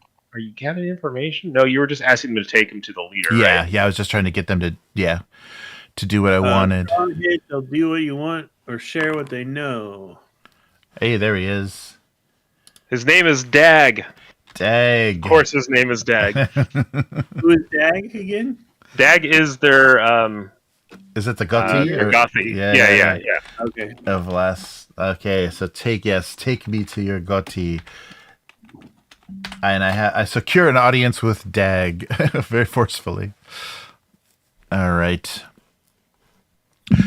Okay, so Am I like in a cage in his private room yes, I see. waving at you? Are you in some sort of ceremonial dress already, getting ready? So some kind of white white sheer Oh yeah. gown, being ready to be sacrificed. You know, it was like weird, symbols painted all over. Yes, yeah, exactly. So I'm going to roll this for Dag here. This is character goal, so this would be what he'd want outside of Oh yeah. the immediate circumstances, right? Okay. So he wants to pay a debt. So in our rolling here, this may be like the thing that he wants you to go do like he may be like, I have this debt I have to do. Yakashmagi. If you somehow can convince him to not kill Matt, he may ask for something to help pay out this debt or something. So Right. that's just a behind the scenes thing of what he's after. Okay. Did we have we have the elves, right? Mm-hmm. The elves We're calling them the night gaunts. are they? How did we characterize them? I've kind of forgotten. They're like these things that you'd never really see except for occasionally at night. They wear creepy masks. And what do they? We think that they're kind of in control of the toneless on some level, if I remember right. Yeah.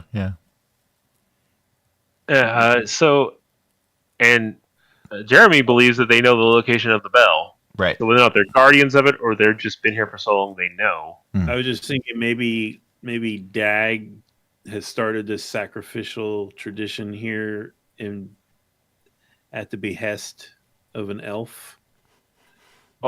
The whole thing could be a ploy, right? It's like the blood sacrifices isn't for the bell. Right. It's a debt that he's paying to the elves. It's like what's his face in Game of Thrones, who's given his sons to the White Walker. It's like that type of thing. But he's pitched it as like, this is our religion. Yeah, it's literally a sacrifice to them, but he's spun it differently for the villagers. Mm-hmm. Nice. So that means we got to just go kill all the elves. But anyways, I doubt that he's going to pitch this to you right away. But this is what's going on with him. So they take you to Dag. Let me get this for you. He's deceitful, though. Yeah, well, that makes sense. He's lying to people. All right. Yeah. So. Yeah. I'm basically. I'll start with our giant angle. And just demand. So this village is cursed, and you'll be terrorized by the forces of nature if you do not, do not cease your evil worship, your sacrifice of innocent outsiders. Yeah. From the cage. Yeah, you agree. Yeah, you agree. Are you making a secure an advantage for him? Roll there, Matt. Is that what you're doing? Yeah. +1. I'd be afraid I'd mess it up. Yeah. So I imagine that he's he's deceitful and all this other stuff. So I imagine he's very gruff with you. Mm-hmm. But I like your pitch. So I mean, the way the game works, it's just a compel roll. Oh, all right. So. It sounds like you're still doing it with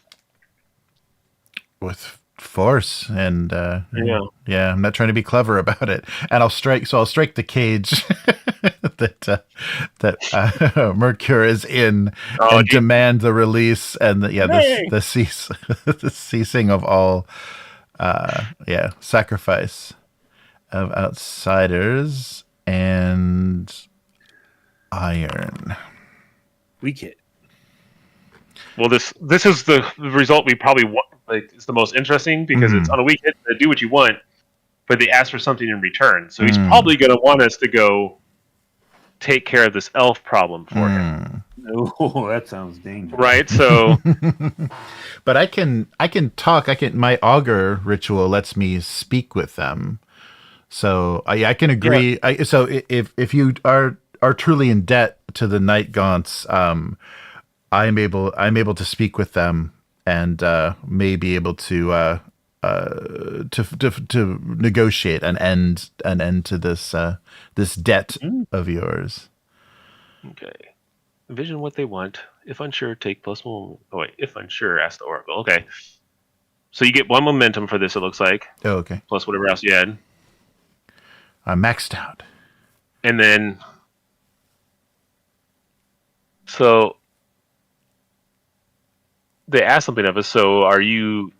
This is where I'm trying to figure out the exact thing. Are you going to swear an oath to go take care of this for them, and then you're just going to walk outside and throw some bones and talk with them, or is this a like?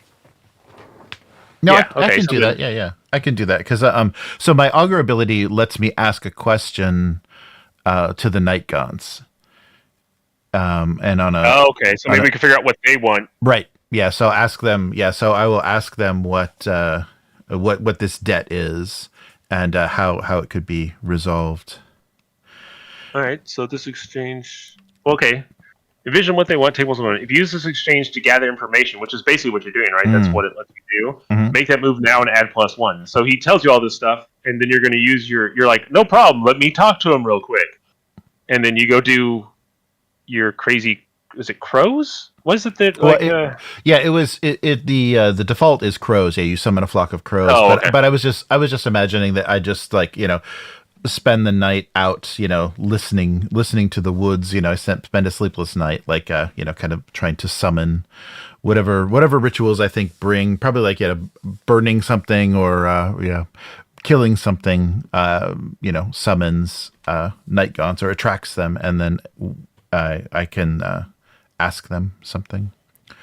So I guess maybe I'll just tell them I'll return. Yeah, I'll return in the morning after speaking with the Night Gaunts and tell you what they say. All right. So then we leave Matt in a cage. Yep. You come back out, and we have a nice sandwich together. Yeah, right. I fist bump through the cage. Before I leave. You can't see me wink through the mask, but yeah, it's all good. It's all good. Well, you came back out alive. That's good. Yes. So yeah. What are we doing? So this Gauty Dag has some debt with the Night Gaunts. This is not actually their religion. It's his personal indebtedness. So this evening I'll speak with these elves and find out the terms of this debt and how we may resolve it. So let's do this for mechanical purposes. Let's have you, because this is kind of like a new little submission. Why don't we have you swear an oath? Okay. To resolve this in some way for this guy, just so we actually have some direction and some way to check it off. Because otherwise, we're just making rolls. Yeah. So make a vow. Lost in the world. Yeah. Make a vow, and you can decide kind of how. I mean, I guess you get a pick after the fact. This shouldn't be, even though it sounds very daunting. This shouldn't be something that's going to take weeks or something like that to complete. Yeah, I would imagine. Because I have this ability to communicate that I should be able to get to the bottom of it. So I wouldn't imagine it would be much more than troublesome, maybe dangerous if the terms are very horrific, if it's a blood debt that can never be satisfied.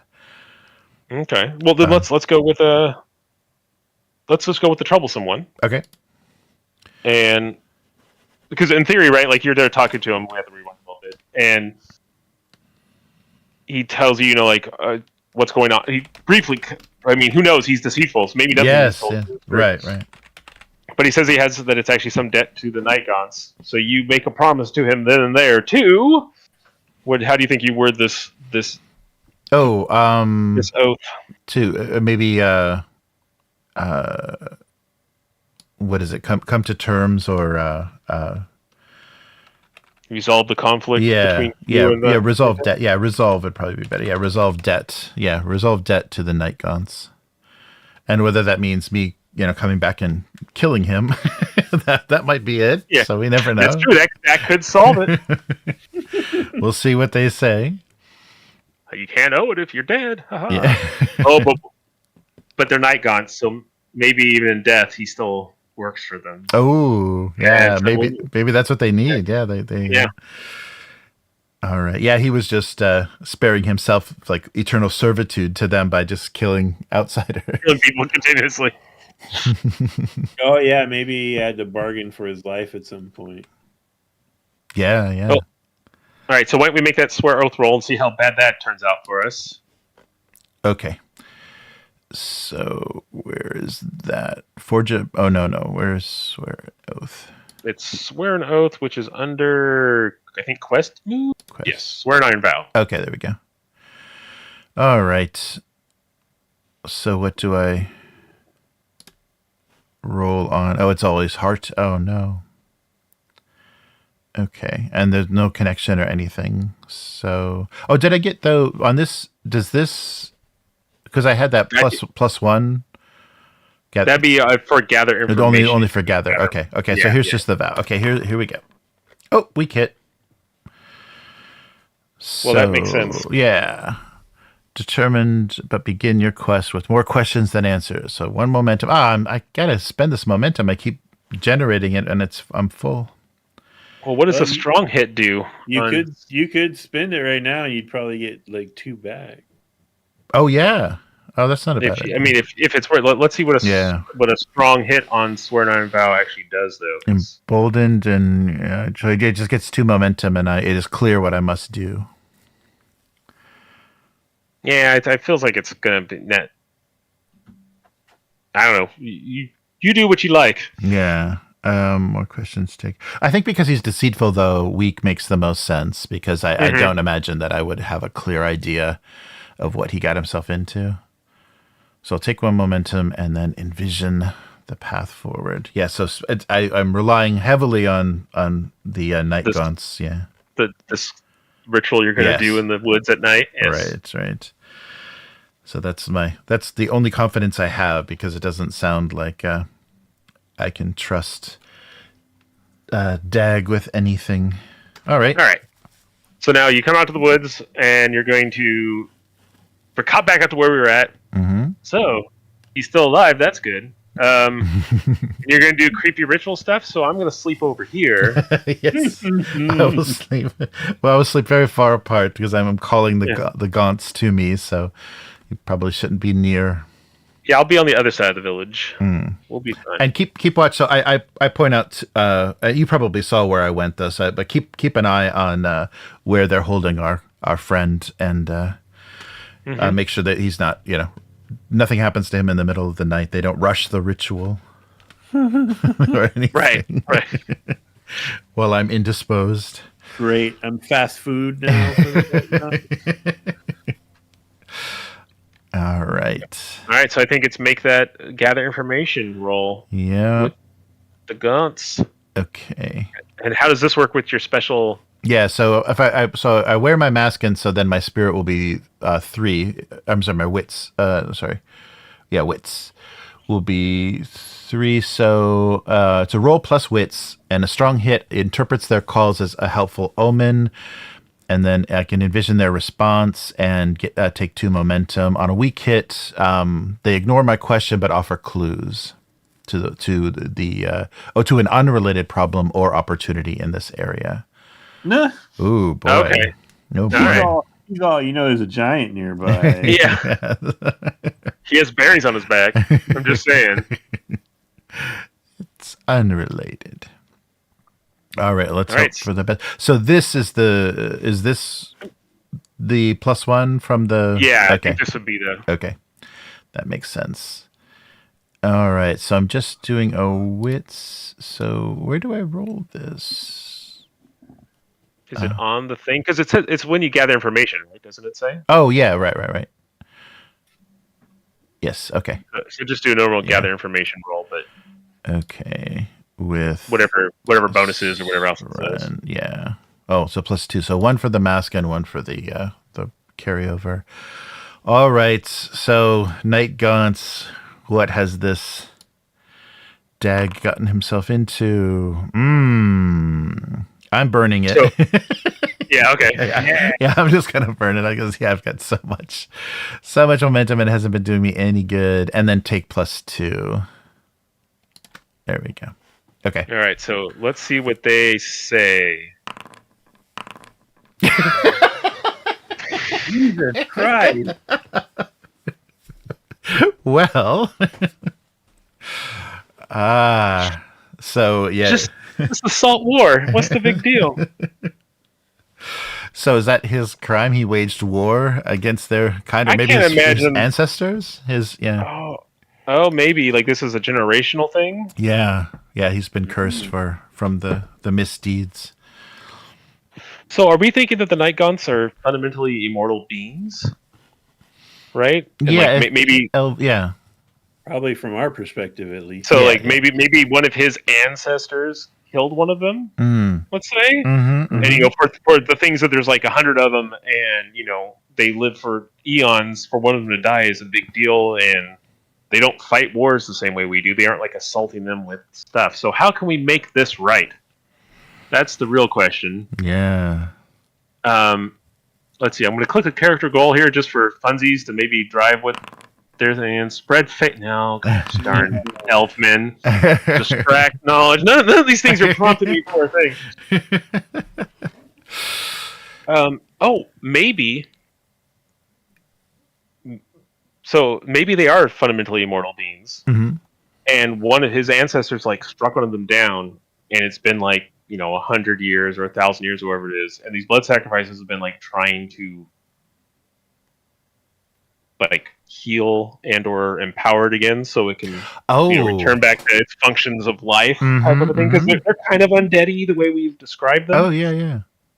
So maybe. All those prompts did not help me at all. Yeah. So you're thinking maybe like a Forbidden Lands elf, where their body dies, but their spirit is just a little gem kind of thing. Yeah. So maybe that gem is like literally in the bell. Oh. And they're pouring blood on it every 4 times a year. Oh, that's good. Yeah. So maybe I'm trying to think of like what we can do to make the elves happy. Would be, I'm thinking, is it needs a whole lot of lifeblood to bring this guy back. Like maybe it's been 1,000 years, and it's like if we just killed like 20 guys all at once in a big thing, that would appease the elves, or something along. I'm trying to think of something that like would work with that, or maybe. Oh, how about this? If the gem is there, or not the gem, but like maybe a bone or some aspect of this creature. Maybe it looks like a gem, and in a way they've been holding it hostage, right? So like they've been giving it blood to maintain it and everything like that. But the elves, for whatever reason, however they work, because maybe they're like vampire type things or whatever. Like maybe they can't enter the village or something along those lines for whatever rules they have to follow. And if we can just get them the gem, yes, right. Right. They will leave type of a thing. And he's been using it like as kind of like protection, but maybe you can. Maybe this is an option. Yeah. I don't know. I'm spitballing here, guys. I'm spitballing. No, that makes sense. I Yeah. mean, I like where you're going with that. I don't like the vampire thing so much. Well, and vampires may be wrong. I'm just thinking like maybe they have like. Well, they don't think they can attack the town. So it would make sense to me, like since he's deceptive and everything, that maybe it's more just they know he'll destroy it if they invade. Kind of thing. Yeah, it's not Yeah, holding that's them fine. at bay. Yeah. Just there's like a hostage. Yeah. Mm-hmm. Yeah. Okay, no, that's good. Yeah. So if we return this return this bow and return this the thing that holding the soul of this elf. And that feels like that's progress on your tracker. Mm-hmm. So you had a level 2 one, right? So I think that fills in 2 boxes. Is that right? I clicked once. You should be able and to it hit did plus. 3. Yeah, I did plus Yeah, okay. 1 and it did 3. Let's see.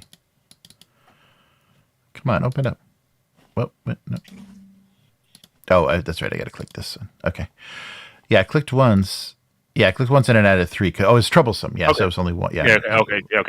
Yeah, okay. So, right now you can be like, solved it. I'm going to tell them to do the thing, and you can make the roll and see if that's what resolves. Or we can push this a little bit further, and we can now go. Are you going to go interrogate him, or demand the gem, or tell him? Let's do that. So yeah, I'll now that I know that it's related to this, and I have some solidarity with the elves. Yeah, I'll just demand this because I don't know what his motivations are, and nothing seems to be nothing seems to be on the up and up. So I want to I'll demand the return of the gem and see if that will get us closer to resolving the Night Gaunt debt. So in the morning, you march back into the town. Yes, and with the truth, with the truth of his, or as far as the Night Gaunt's version of things. So I know what needs to be done. The artifact, the container of the Gaunt's soul must be returned, regardless of your motivations for keeping this. That will end. Yeah, that will end this. That will end. There will be no purpose to your sacrifice, and no reason for the Night Gaunts to work against you. That sounds like a compel roll. Yeah, you're making a lot of these. Yeah, I'm compelling the heck out of it. So I slam the cage, and and the release, of course. The caveat is the release of our companion. All right, and more iron. Let's see how this goes. Hey, there it is. Strong hit. On strong hit, they do what you want. Take +1 momentum, plus whatever else you normally get. So I think that, what makes sense, right, is like you've reapproached him. You know what's going on, so it probably shocks him because he thought he was kind of misleading you to do stuff, whatever that was. Yes. So you succeed at your roll. So I imagine that he gives you the artifact to return to them. Mm-hmm. Okay. It sounds like you made progress, so you'd fill in 3 boxes. Let's do that. And then probably now you have to go face danger or something like that out in the wilderness to return and actually face the Night Gaunts, which is probably dangerous in and of itself. Yeah. So that makes sense. But of course, Thunderbringer will allow me to face danger with some advantage. So let me see. I guess I'm doing everything aggressively. Yeah, you just run. Thank you. And you just run out attacking trees as you run out into the woods, banging on things. Come, all right. I'm here. So and I'll strike as so to call the Night Gaunts, and maybe that's when they were speaking to me. That's what I said is I'll ring the village bell to let you know. I've secured the soul. Oh, are you going to bring them into the village to take the thing? Oh yeah, actually, that might be the best. Okay, I'll do that. Dramatic way. I'll do that because it will it'll probably help us show the people that their village leader has made a deal, has made this deal with dark forces. Yeah, I'll do that. So I'll actually ring the bell and call the gods into the village to then remove the item. Remove the bone and give it to them. So face danger. It feels like that's the closest thing we would have. Yeah. And I'm not. Yeah. And it's forceful. Yeah, I'm being ugly about it. As lewd is. Okay. Oh, hey. I have your damn bone. Get into this village. Thank you for the sub. And here's the roll with iron. Hey. Oh, man. A strong hit. So yeah, I call the night gaunts to me. And does that...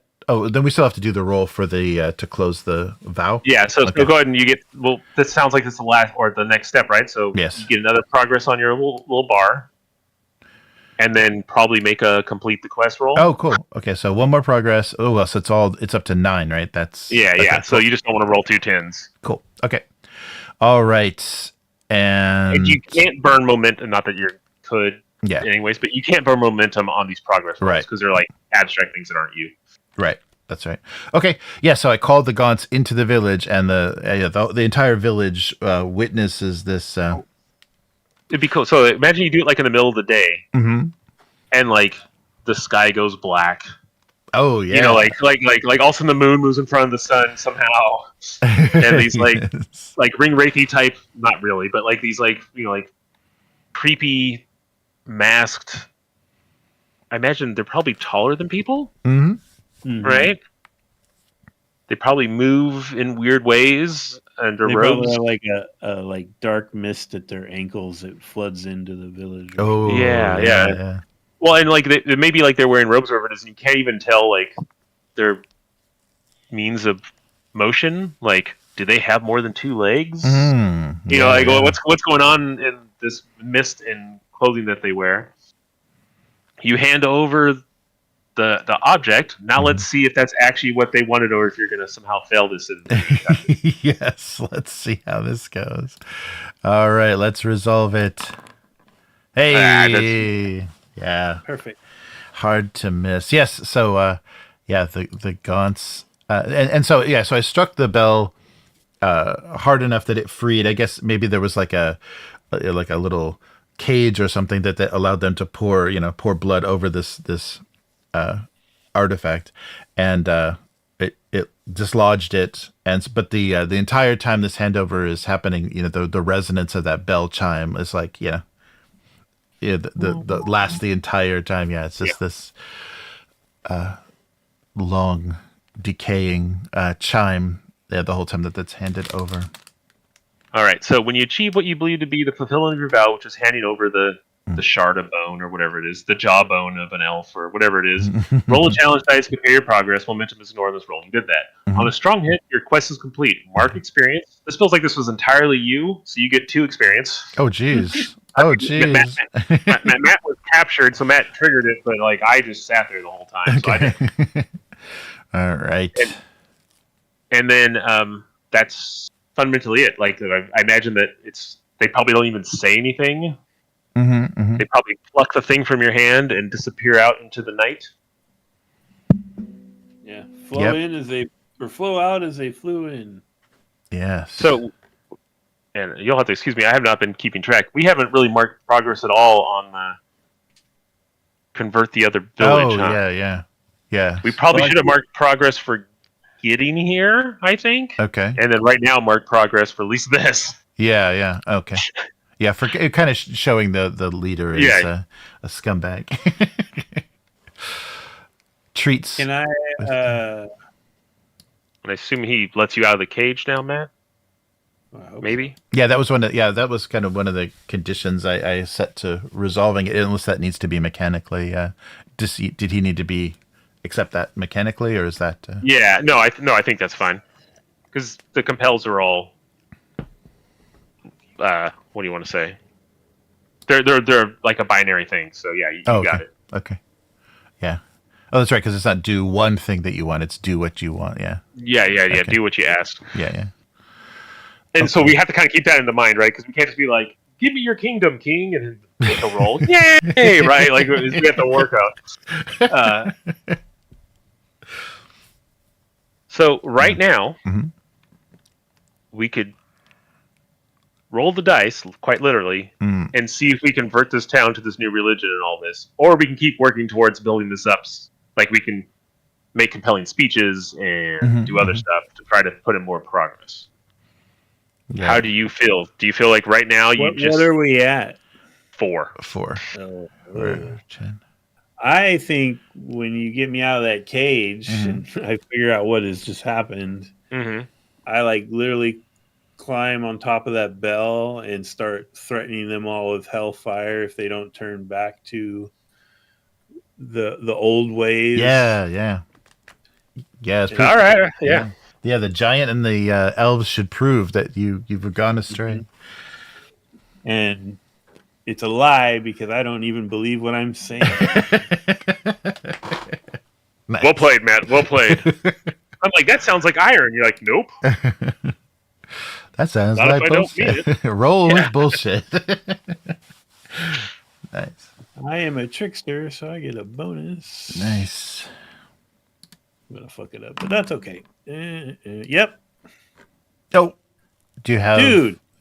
This? Do you have your momentum? What? How much momentum do you have? Oh, I have 5. Okay. I am getting terrible rolls with this little 6-sided that it rolls. Yep. Yeah, almost. Yeah, you've been rolling like ones a lot. Yeah. This is crap.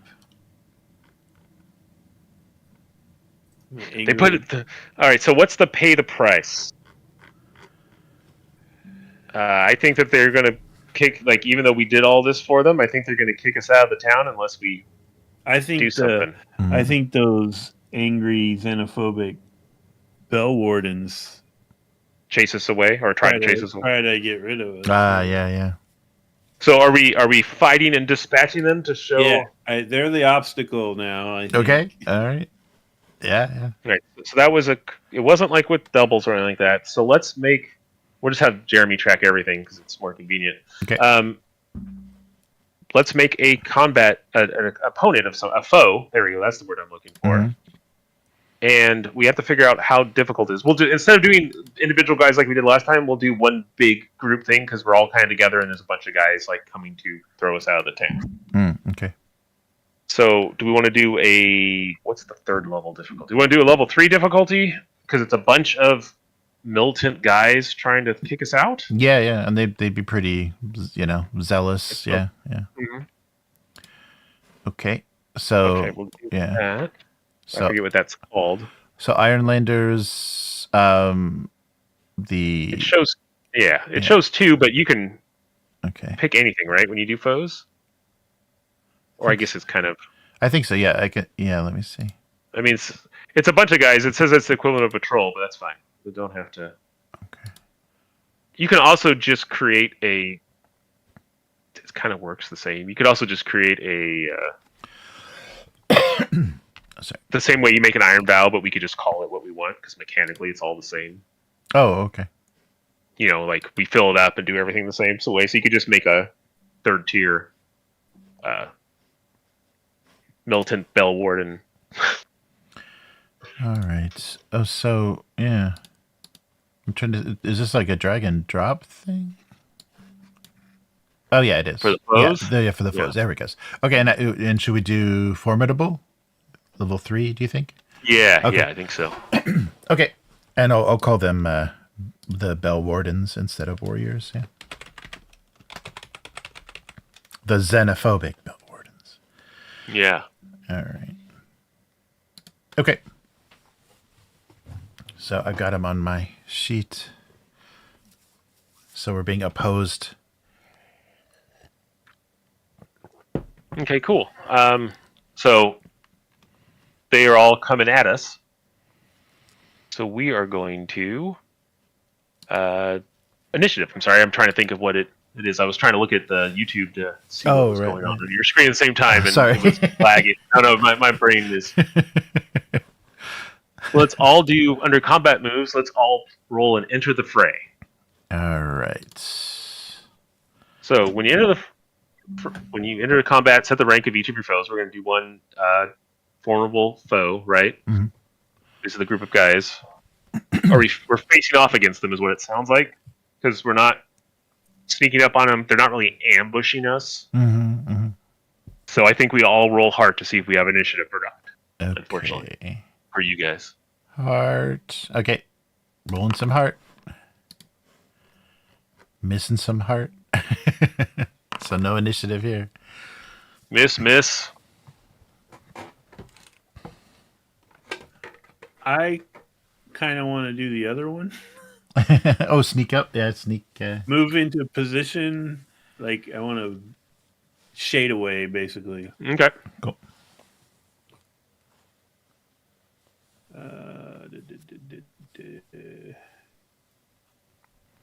Now, Jeremy, I don't know. Did you have 10? Did you want to burn momentum? I don't know if you want to. No, yeah, I don't. Yeah, I only have 6 right now. So, of course, strong hit. There we go. Nice. So entering the fray. So we both failed. So we're supposed to pay the price on initiative. So I think that like Matt's like stuff starts to go bad. Matt sees it and like ducks and does whatever he's doing. But I think that you and me get like I assume that they attack us once. So why don't we both face danger to not take damage from the first they run up and they just go to club us type of a thing. We'll both face danger to prevent 3 damage. Oh, okay. Yeah, I definitely would do that. All right. Unless you can think of something else you want to pay the price on. No, I don't do that. Oh, I have initiative. Yep. Right. But we both failed initiative and we have to pay the price. So we're facing the danger as the pay the price on the failing the initiative thing. Does that make sense? Yeah, I didn't just thought if I have initiative, maybe I could affect the outcome before you. Well, no, because like we all rolled initiatives, and so the result of us doing is we have to pay a price. Uh-huh. So the price is. Well, actually, I'm sorry. It probably just. It could just be harm rolls. Oh yeah. So should we not face danger? Should we? Yeah. Should we do? Yeah, it's probably supposed to just be harm rolls. Suffer, move, endure harm. That's right. Uh-oh, we're enduring harm. Okay. Endure harm? Mm-hmm. This doesn't sound fun. All right. And highest of iron or health. Ooh, health is full, so. Yeah. Okay. And endure harm. Yeah, I don't have anything. Hey, strong hit. A weak hit. Okay, so on a strong hit, choose one. Shake it off. If your health is greater than 0, you just took 3. Mm-hmm. So your health is still like 2. You can suffer -1 momentum to heal 1 health. Or you can take 1 momentum. On a weak hit, I just take the 3 damage. Oh, okay. And continue on. All right. Okay, so now, Matt. So I'm sorry, that was minus. So I would take 3 harm, but because it doesn't put me below 0, I can pay momentum to bring it back up. Or what was right? That? Okay. You can shake it off. If your health is greater than 0, which it is, suffer -1 momentum in exchange for +1 health. So you can reduce your momentum 1 to gain 1 health. Okay, or just take the 3 harm and get 1 momentum. Get 1 momentum. Okay. Yeah. I think I'll go back up. Yeah, so I'll go down to 2, and then spend 1, 2, 3 to go back up to 5. I should have burnt momentum on that. I don't know what I was thinking. Yeah. Okay. Yeah, I'll do that. I'll shake it off. All right, Matt. You have initiative. What are you doing here? You're sneaky and hidden and being rad. So, I actually have a question. Do we have stuff? We have 3 stuff. Yeah, we have 3. It's assumed that we have whatever gear would be appropriate for us to have. Okay. So, like, you're a sneaky, stabby guy. You should have sneaky, stabby guys. Want to say I have throwing knives, I have throwing knives? Right, yeah. Nice. Okay. So, basically, I jumped off the bell onto the roof of a hut, rolled down the back, circled around behind them, and I'm going to sticky one of them. Okay. Nice. So you're just doing a. I'm gonna throw a dagger at him. So you're doing a strike. I'm doing a Sounds like. strike, but I have a thing with cutthroat. Mhm. So I can add. I'm gonna add +2 to harm if I hit them. Oh, that's good. Oh, wow. Matt's gonna kill this whole group for us. I hope this works. These rolls have been terrible. Oh my god! But Do you have the momentum? can you do for your 5? Yeah, I do. All right. All right. I lose So that's good though. initiative, but it's an extra 2 harm, you said, 2 harm. Yeah. and you do 2 if you're armed. So he's doing do 4 clicks on that, Wow.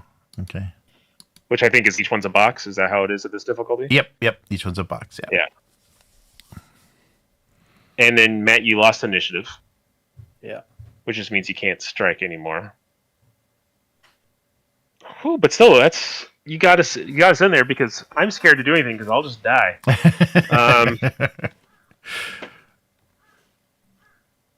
Yeah, I think because I don't have initiative, I think I'm just gonna try to intimidate. Just try to scare them off. Scare them off. Okay. Yeah, with a club pounding on the. So we're gonna assume that there's like a lot of guys, like almost a dozen or something, right, guys? And Matt just ran in and probably shanked like 2 of them, and they're dead. So we can have you do progress probably on this too if we want to. Like we could do this as like I'm ad-libbing here, but we could do this as you also might just be able to intimidate them down if you want to do it as progress on their track, kind of do it as an attack. Like he's routing some of them. Yeah. Okay. I don't think that's exactly mechanically how it's listed here, but you basically could do it would mechanically work the same way though as a clash. I don't know if you want to do that or not. Or you can try to. Are you trying to just like get them to back off? Right? Is that what you're trying to do? Yeah. I was just trying to get the initiative back. Basically, by doing something I can do successfully. Oh, gotcha. Okay. Yeah. That or you? So you're trying to secure an advantage, or are you trying to? Yeah. Let's see. Sounds like a compel, isn't it? Yeah, but the compel would be like everyone mechanically, right? Would be like, leave us alone, or I'll kill all of you, and then if he makes a roll, they get scared and they leave, and it ends the fight. So the question is, are these guys the type that you could? Right. If could you be like stop it type of a thing? Otherwise, it might be a compel as we're talking about it, or like a social thing, but it's actually like securing an advantage, trying to get you initiative, so you could like you're trying to stall them. Right. It's like kind of theming stuff differently. Yeah. Well. Yeah. I think I'm just struggling to kind of thin the numbers. Just try to manage the situation. I mean, getting someone to run away would effectively be the same as securing an advantage. Yeah. Right. So which should I roll? It's gonna be secured advantage because compel doesn't have the right mechanics behind okay. Right, cool. You're securing advantage by threatening them basically, as opposed to a compel, which is like gonna make a discrete thing happen. Like everyone put down your right. Compel, you could be like everyone put down your weapons and you're now our servants, and you succeed. They're like, well, that's mechanically that's how it works, but obviously it's like you can't charm a dragon in D&D by high charisma. It's the same idea. Okay. So I think it's secure advantage. Sorry, I'm rambling a lot. No. So secure advantage. So aggressive action. So I pound. I get a little bit freed and pound the ground and just threaten you. Maybe you double all them too. Thunk. Yes. Hit them as inanimate objects, and that you will all die here. Weak hit. So it's what. So you get +1 momentum. You didn't get initiative, but apparently you scare them enough that like they didn't just swarm and kill you. Right? Now me on the other hand, I don't really have that type of stuff like as my means. So I think that I am going to. I feel like I'm going to try to just. Not completely run away, but I feel like I'm just backpedaling and trying to escape. Oh, okay. As much as possible. because I haven't. You've had all this presence, and you've said you summoned giants, and you just talked with night gaunts. I'm just a random dude that showed up. That's right. Right, with a weird bow that doesn't work, as we discussed from the art. So, I don't think that I can do the mad intimidate. Like everyone back off things. So, unfortunately, I think You shoot no. one. I mean, I could shoot him. All right, fine. I'm just going to shoot him. What's the worst that could happen? Yeah. I mean, I could die. I guess is what could happen. You got more than one in edge, right? I have the 2 in edge. You know what I'm going to do? Okay, I'm sorry. Here we go, guys. I have the archery skill. It says by taking a moment to aim. I don't know if I have a moment to aim if there's guys in here beating on us. This is the hardest game ever made. In the system, take a moment to aim. It's just it's a thematic thing. If you make a ready roll. So yeah. Okay. I think I got it. Here's what I'm going to do. It's been 20 minutes. I figured it out. I'm going to secure an advantage. Like we're all surrounded by some guys. I'm going to hop up on top of the bell that we were all just fighting over. So I have some height, and I'm going to try to point down and like draw a bead on someone really cleanly so I can shoot them in the face. So, secure an advantage by taking a moment to aim, choose your approach, and add +1. Trust your instincts or line up your shot. Wow, that's just a bonus. Oh, when you secure an advantage. Okay. Secure an advantage. Sorry, guys. I'm reading skills. So this feels like a wits roll because it's aiming. Strong hit with a match. Nice. All right. I'm going to take control and make another move now and add +1. And I get +2 momentum on the hit. I'm already maxed out. All right. So now I get +1 to this roll. This is a really... So I just made a strong hit, which means that now I have initiative. Because if you make a strong hit in any roll in a combat, you get initiative. And now I'm going to do a strike. Sorry, that was very long-winded of me to get there. And I'm rolling with edge because I'm using a bow. I forgot to add +1. That's okay, because it doesn't matter. A weak hit. I inflict 2 harms. Can you click them up 2 more ticks? That was a long rambly thing to get there. Ooh, they're getting there. And I lost my initiative again. Okay. Okay. Hold that. Matt, what are you up to? 25 minutes later. So I have to do something to get initiative back, basically, right? Right. And don't forget, in order to end this fight, someone has to make a strong hit and then immediately follow it up with it in the fight roll. Oh, okay. However that is. Like we can beat them down, we can do a bunch of damage to them, and then you could end it with a, thematically with a talking them down or whatever it is, or you've killed them all or whatever. Mm-hmm. Well, I think I came out from the rear, killed a couple, and they turned to face me. So I think I'm just doing a clash right now. Okay. Good luck. We all counting on you. No, I'm gonna fail because this die just constantly betrays me. But yep. Oh. It rolled pretty well, but the other dice rolled even better. So Matt, the most likely thing, right, is you're going to endure harm. So you're going to take 3 damage because that's the level of threat this is. So just click on the 2. This is how you, or whatever. And then under the suffer moves, you want to endure harm. Highest of iron or health. It figures that out for you. Weak hit.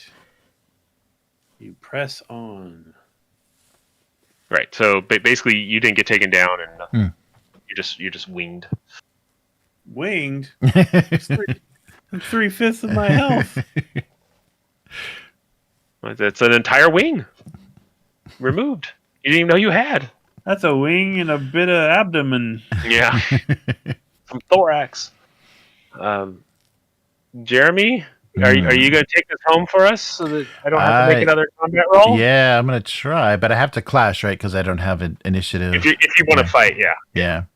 You can also do like I did. You can explain how you're doing something to secure an advantage.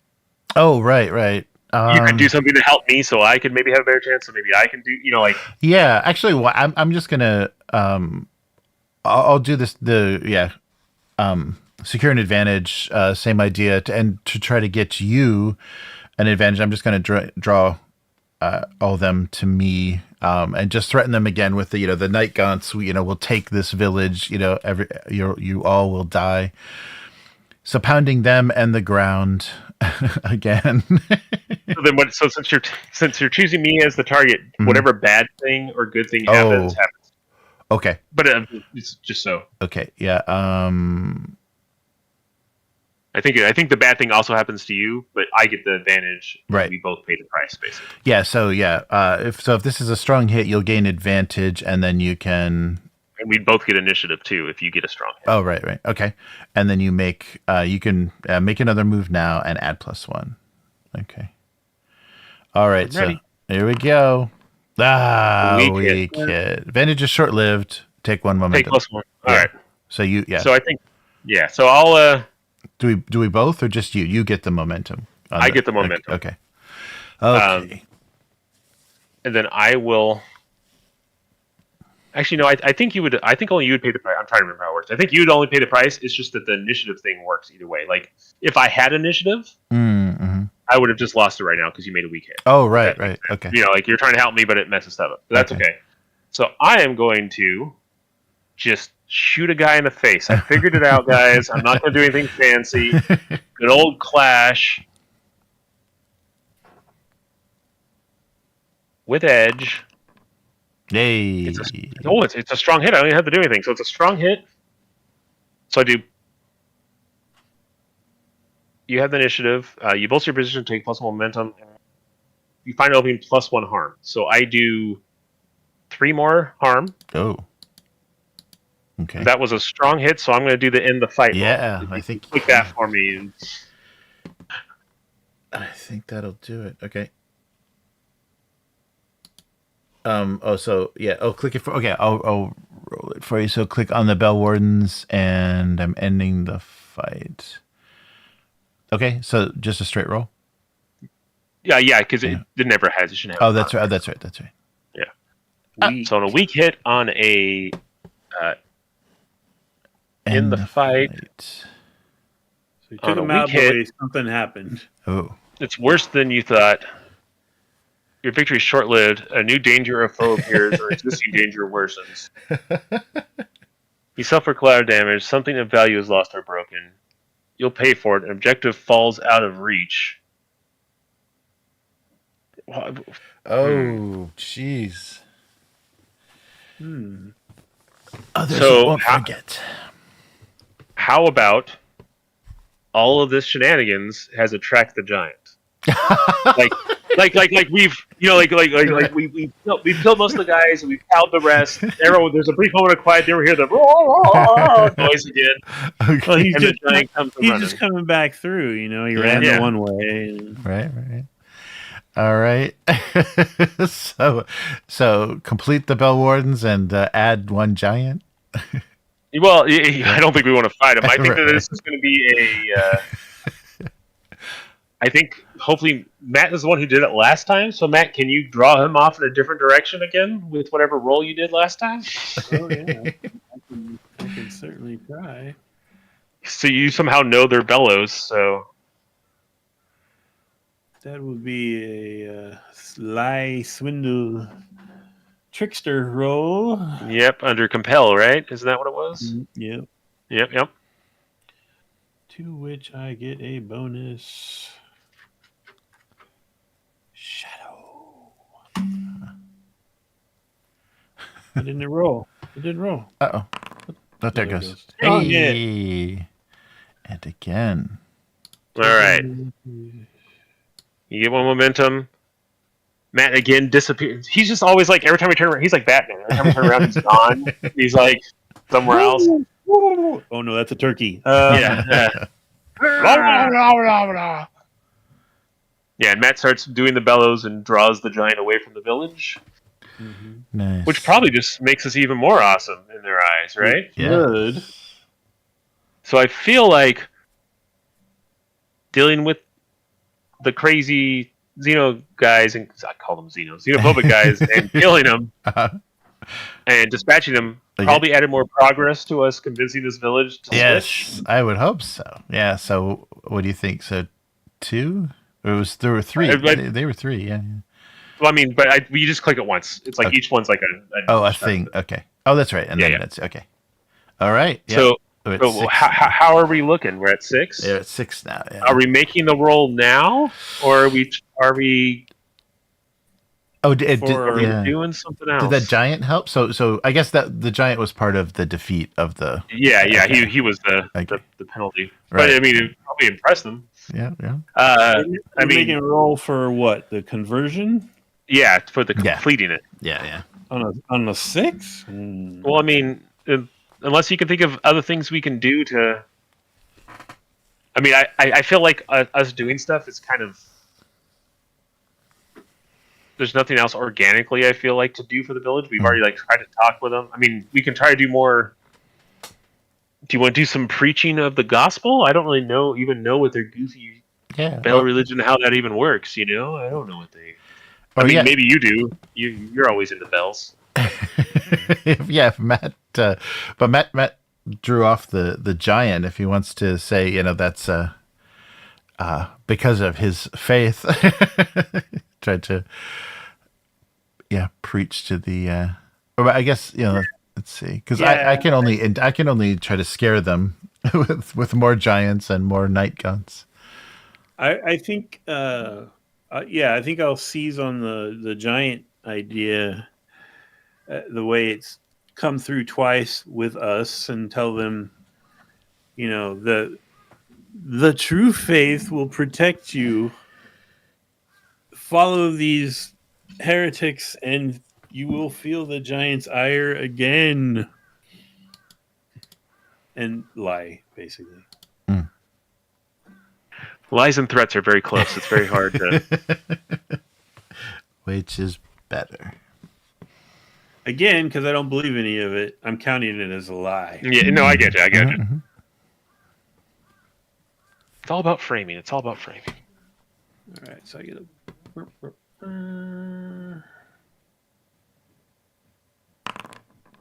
Strong hit. Oh, nice. All right. So you get 1 momentum, and we'll chalk up another. They do what you want, which is add another box to the thing. All right. Yep. So we're at 8 now. And I just, brush the dust off my hands, and I'm done here. All right. Why don't you make that roll, Jeremy? Oh, you think so? Yeah. All right. Here we go. See if the village agrees that the giant, this giant plague must not continue. That was last. I'll do a weak hit on a complete quest move. Let's see. It's gonna be another gotta do a thing. On a weak hit, there's more to be done, or you realize the truth of your quest. Envision what you discover, then mark experience. Okay, so we get experience. We do? How much? 1? Well, it says on a weak hit, if there's more to be done or you realize the truth of your quest, envision what you discovered, then mark experience. It's equal to the difficulty of the quest. So the quest was a 2. Yeah, 2 or 3? 2 dangerous. Yeah, it was dangerous. Me and Matt both get 2 experience. And then you may... Okay, then mark experience. So envision what we need to do, and then we may swear an iron vow to set things right. If we do, we add +1 to the swearing right now. So, or we can just, or we can go do other things and not actually make it a vow. So this is the chain of how this game works, right? So is it that we've set this in place, but now we know that there's an angry giant in the immediate area, and we realize that we have to like draw him much, much further away from this village, or it's just going to wander back in again because it's looking for something else. That seems like something that we could like take on as another quest. Set his hill on fire. I mean, is that the way to handle a raging giant? Is to light his house on fire? Maybe. You want to have more raspberries to eat. Well, I mean, the thing. Well, I think the raspberries were him, which is weird. He's eating himself. I mean, but the thing is, he is a force of nature. So, on some twisted level, like destroying the woods probably makes a wood giant go away, or pisses it off. One of the two, right? Little column A, little column B. So, do we want to take another light quest to go burn down that part of his woods and try to chase him off? Or do we want to just say that we have to right now like go face danger to do it? Oh. And so I'm trying to think. So Jeremy, so you're the one who pitched the whole like you control the giants and everything. Right. And Matt jumped on board with that pitch. Don't forget, you can always swear bonds. It doesn't really feel like we have a bond with this village. It feels like we're manipulating them.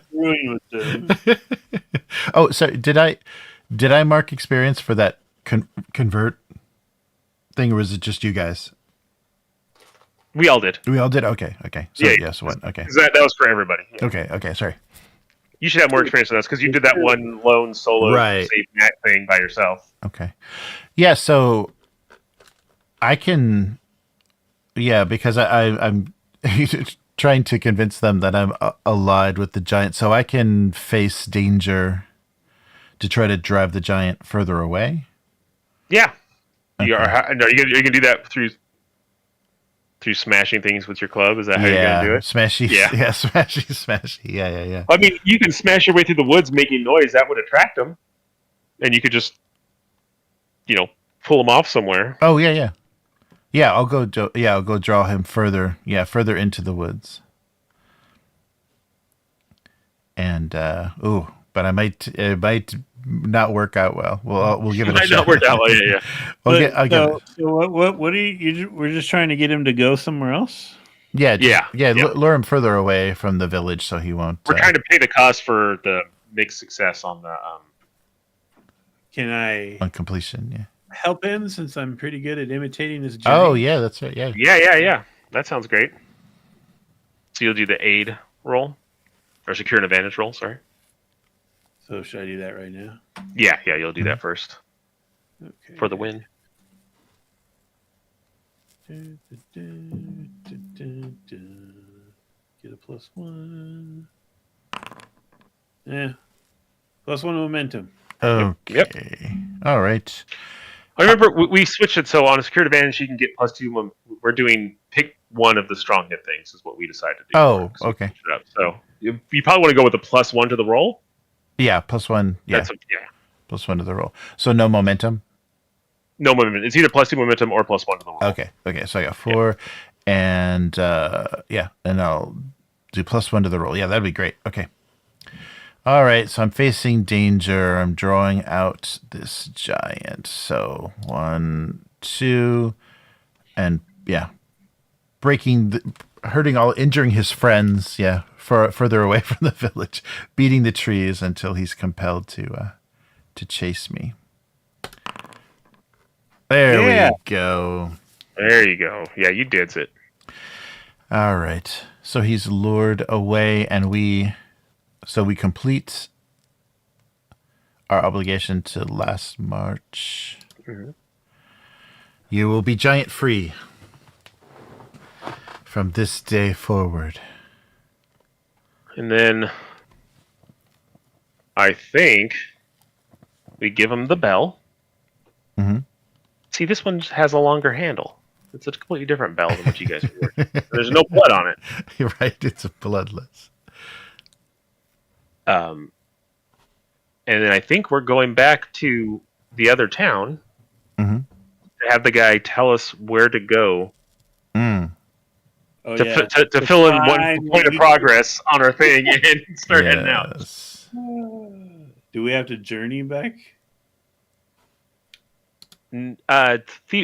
We could decide. I'd say that it was uneventful, really. Other than the giant, which we just chased off, everything else was stuff we managed. So we don't have to journey back if we don't want to. So the question is, do we want to stop at that rock and have Matt follow the village or follow the waters? Follow the water. No, I want to go tell that goat that we're freaking done with this BS. Okay. Okay. All right. Yeah, let's just go back. We know the path we got here. Okay. We don't have to roll unless we're going new places, really. All right. Or there's for some reason we feel like there's danger or something like that. But yeah, this is the same path. Like I said, we didn't run into anything other than that giant. There was the weird rock zombies on a rock that would have been really cool if we could have investigated it. I'm just saying. We'll tie them in somewhere down the line. That's probably the bell we're looking for. Yeah, right. That's literally the bell. That would have been hilarious. That would be fun. All right. So mark one on the ring the true bell. Or yes. So I think we'll go back. We'll mark one on ring the true bell. Okay. Let's roll just to see what I'm going to roll on the oracles, an action and thing, and see if he can prompt us on what he tells us. Oh yeah. Because we don't have initiate supply. That doesn't really help me at all. Let's see. Weaken strategy. Create supply. You getting anything, Matt? No, this don't line up. Okay, I'm going to spam it one more time here. Shouldn't we roll region or something? Oh yeah, that's true. Yeah, if we just want to have him tell us a place, I like what you're thinking. That's why I bring you along on these things.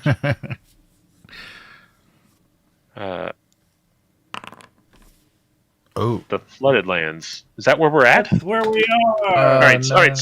So we're going somewhere else. Well, I mean, don't forget, this is like him telling us the next thing. So, all right, it's the flooded lands that people probably don't try. Yeah, so he probably knows. Maybe there's like a. Okay, let's do the old man in the woods thing. Maybe there's like some elder guy somewhere that he's like, oh, old man shoot boop. Well, surely, I'm for sure knows how to direct you the right place. Does that sound like literally all he knew was a guy we could ask?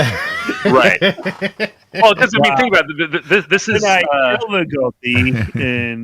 because don't forget this is like one tick out of like 40 or whatever it is. So This feels very not substantial. Yeah. I know a guy. So with that in mind, I'll roll.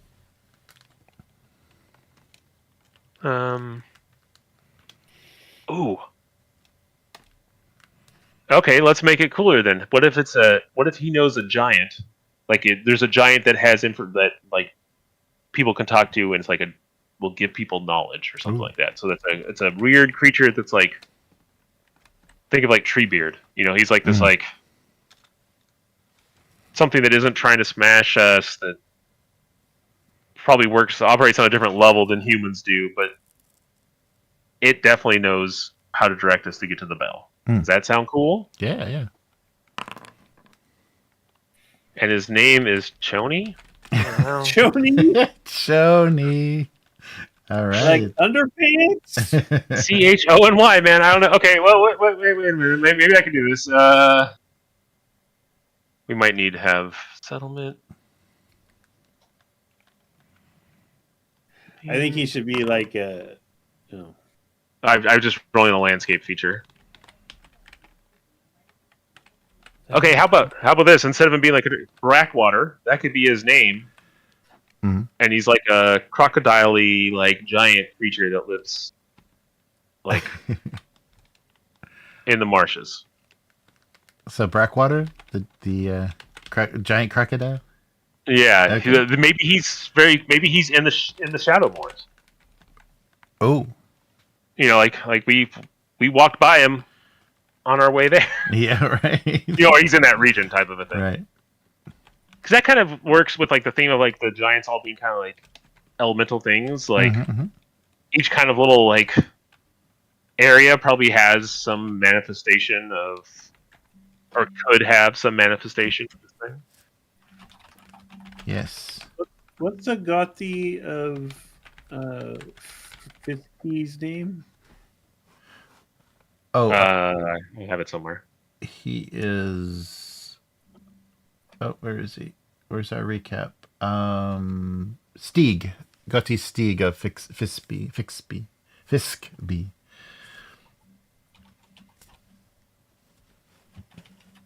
Oh man, I've been tracking stuff on your sheet. How did that work?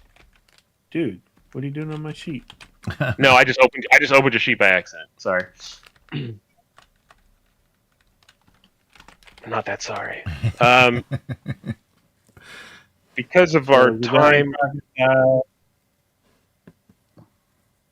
in the Shadow Moors. Yes. So we'll probably, because of the time right now, we probably can wrap up right now because we have experience to spend. Oh, okay. And I think I want to do a sojourn roll before we wrap up to heal and everything like that, so we can just hop right out and get going Nice. when we play this again whenever. So is that cool if I do the sojourn roll? Yeah. I am beat to hell. Yeah. Is that a relationship? Yes. Because it's heart, and I think my heart's 2. Mm-hmm. And I have a bond. We all have a bond, so it's about the same. Okay, sojourn. +1. Hurt. Strong hit. On a strong hit, you and your allies may each choose 2 from within the categories. You and your allies may each focus on one of your chosen recovery actions and roll plus heart again if you share a bond at +1. What? Take +2 more for that. Okay, so you can choose to clear condition or whatever it is. You can get back 2 of each of the things, and then if you were really messed up, like if you were at 0 or 1, you could choose to make a test to try to recover more, but you may get nothing at all, is what it's basically saying. Cool. So I think that I'm definitely going to recover 2 health. Jeremy, So are you you hurt or anything? No, You I choose 2. I spent all my momentum to bring me back up. So yeah, no, I'm not hurt. And then so why don't you pick I'll resupply. Oh, yeah, you could do supply or provision. Yeah, provision. So I'll bring our supplies back up. Okay. And then we've been in this village for a while, so we now know of this guy in the moors, in the Shadow Moor. One of the things we can also do is provide aid. So if we can think of, if anyone wants to think of a light quest they could maybe take on for these people, we could add. You could add that in as the other thing that you did, because the idea is supposed to be we stay here for a few days, we rest and recover. And we may pick up individually. We may pick up individual quests. So I think I'm going to try to think of something like that. I'm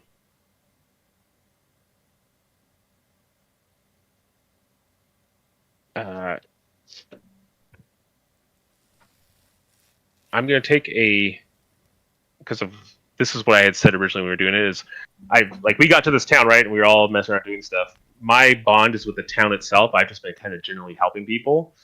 And I said, finding their sheep and stuff like that as a joke. So I think what it's going to be is that there's some sheep have been disappearing, and I'm going to take a light quest to rid the area of wolves or something along those lines. I'm trying to think exactly how I want to work that. Okay. Wait, real that'd quick. be my own personal thing. Right. I need to back up. I have questions. Yes. Did you say we're picking 2 things off of this list? Yes. They have to be different, though. Right. So I have damage to spirit and health. So you can give 2 them both. Yeah. Okay. That's because I got the strong hit. You got it 2.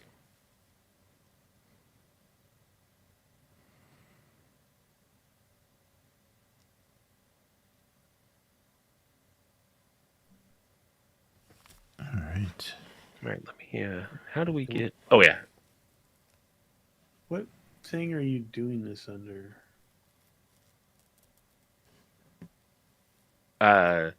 Which category of moves is this? This was a sojourn. It's under relationship moves.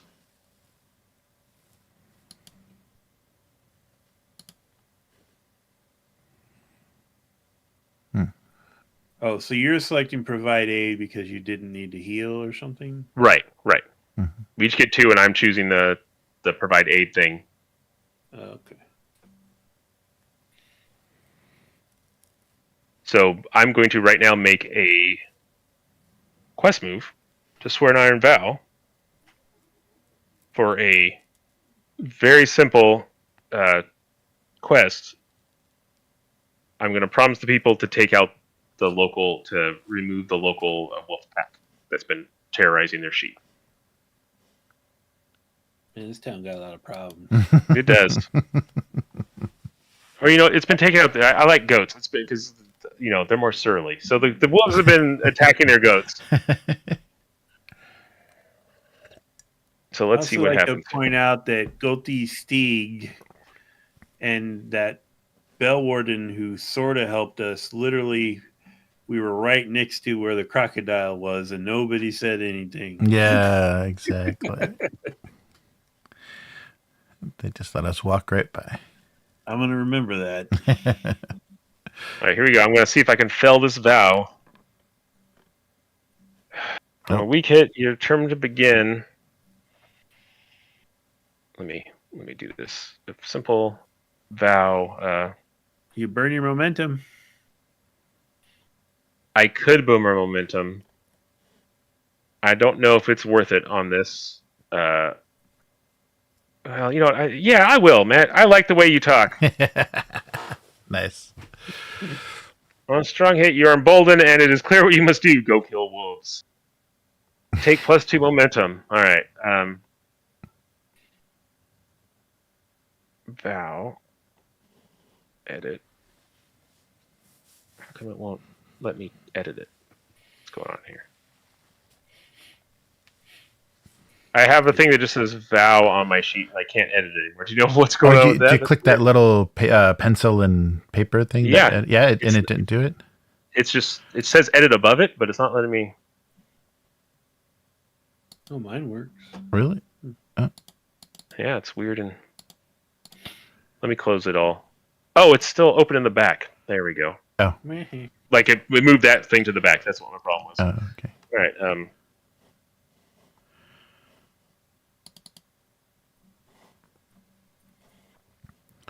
Okay, kill the wolves in the area.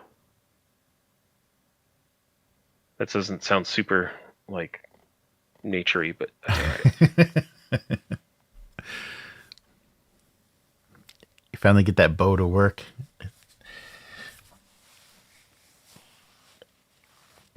Yeah, that's the hope. But it's a light one. So basically it's I'm hoping that this could be an incidental quest, that if we run into stuff in the area, it'll be wolves, and I will kill some of them, and that will fill in boxes. That's what I'm hoping is going to happen here. I'm trying to cheat some but I'm hoping to do that next time. Okay. All right. And I think instead of taking a quest, I'll just do the plan under recover and take 2 momentum for next time.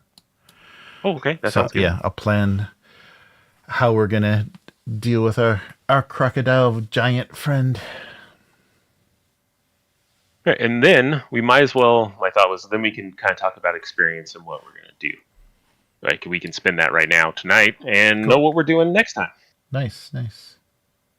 Unless people really want to push on and go find the big crocodile. But no, that's probably good. I got to get up early in the morning. So the way it works is, with assets, is it costs 3 points to get a new asset or 2 points to enhance the asset you already have. Oh, okay. And that's basically how you level up in this game. There's no attribute increases or anything like that. So it's basically you're going to choose. You can spend points right now to buy another asset. I think me and Matt both have 3, and you have 5. Jeremy, is that right? Yeah. So what is the one at the beginning that has an X filled in for it? The one at the beginning, the one on the left under bonds. No, the experience track. The first box is. Yeah, it was glitched, and we just it's always there, and we couldn't do it. Oh shoot! Oh yeah! You hit it. You hit it. It deletes everything. That's what it is. Clear all your experience. Yeah, I guess it's clear experience. So literally I have 3. Okay. You said it's 3 to add a new one. 3 to add a new one, or 2 if you want to add a second thing of one of the ones you already have. Because don't forget, they all have like 2 or 3 things. All right.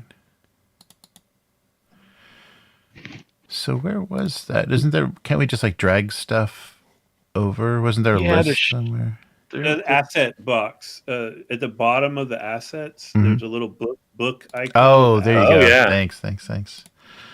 Thank you. Yeah, I thought it was going to be in that items area. Oh boy. Check your gear. How do you do that? You have to read the whole sentence because it's one of those weird contexts. When you check your gear, you may roll wits instead of supply. When do you check your gear? So you check your gear. So that's something we haven't been doing. So the same time that every time we take health or spirit damage, every time I think that we take supply loss, we're supposed to make a check your gear roll. Ah, I see. Which I've just been spinning supply like willy nilly, and that's my bad, guys. I see. So it's like basically every time you suffer it as a penalty, you'd make that roll. Right. I believe. Endure harm face. And So anytime anytime you're hurt, you have to do that. Every time you take damage, yeah, you make a check. It's each time, and so then you make the roll, and on a failure, something bad happens, I think. But on a general success, it's just okay, you took damage, and on a critical success, it's a thing where Jeremy could spend a momentum to recover one of that stat back. Mm-hmm. Like every time you get hit, there's supposed to be some play in it, and it could be bad. And isn't that also what the endure harm thing is? Endure harm specifically for physical damage. Yeah. So endure stress is for mental stuff. So you're saying if you take physical damage, you have to make an endure harm roll and a check your gear roll? No. It's if something would make you. I'm trying to figure it out because I think I misspoke, but because there's an out of supply. I thought there was a check your gear. Maybe I'm wrong, Matt. Maybe it's under make camp. It's one of those things that it's a phrase probably referencing something else. So I'm trying to figure out what that connects to. Yeah, it just says check your gear, but it has a hyperlink, but it doesn't go anywhere. Maybe it's resupply. No. Is there a rule thing in here? Oh, there is. I'm sorry. So you said it was 3 XP to either improve or add. Oh, okay. It's 2 to improve, 3 to get a new one. Oh, so sorry. Okay. I'm 98% sure. Now that I've said this all very loudly, let me. Oh, these are a lot.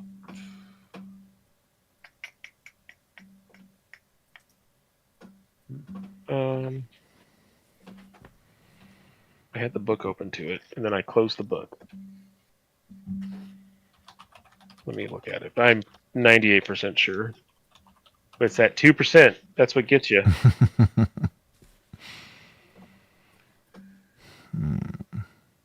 Oh, that is a reference to a soon-to-be published expansion called Delve. So it is not a thing we are using. Now that you've said that, Matt, we had the same exact conversation last time. Oh. Like, I remember us doing this whole thing, me saying it's a thing, and then find out I was an idiot, and then you reading it, and then telling us it was Delve. Now it's all come back to me. Matt, that's in that Delve expansion. I hear it's pretty cool. Thanks. Because it's the Delve thing basically is kind of like a dungeon thing. It's a way to do like the journey. Because you could just do the undertake a journey as a dungeon, but it's a way more involved thing.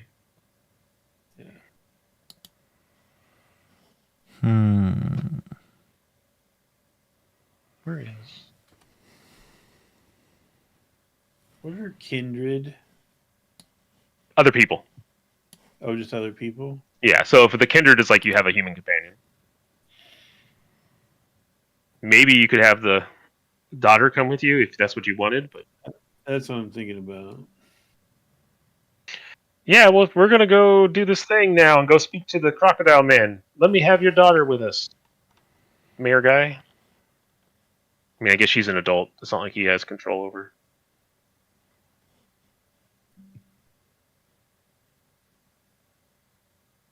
Oh, I see. Shoot. I think it would have done this automatically, but if I fail a roll, I'm sorry, not fail a roll. If I roll a 1 when I'm using my mask, I actually take damage to either health or spirit, depending on the stat. So I would have been taking spirit damage.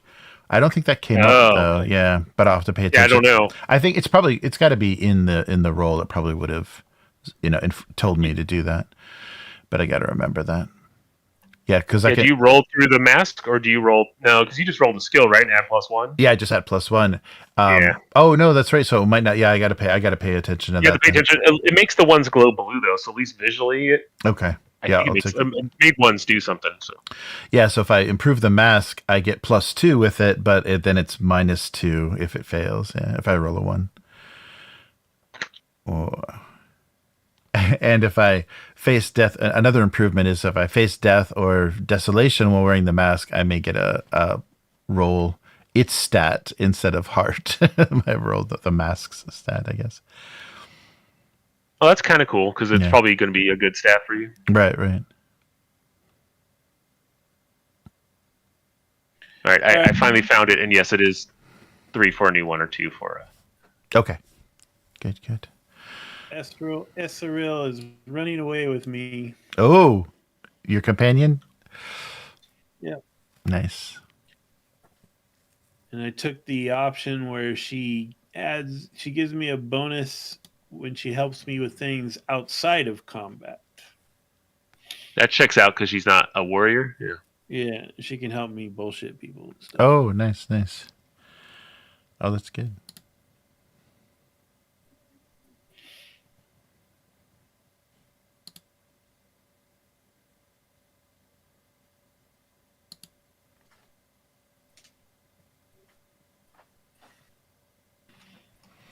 All right, I'm leveling up my hawk, which I neglected to use or name, so I'm going to have to be way more involved next time. Petting that hawk every 10 minutes. It's like really cool that I completely blanked on its abilities. And I'm going to forget to use it all the time because it's going to give me +2 to enter the fray when we're ambushed. Oh, nice. So, like, hopefully we get ambushed all the time.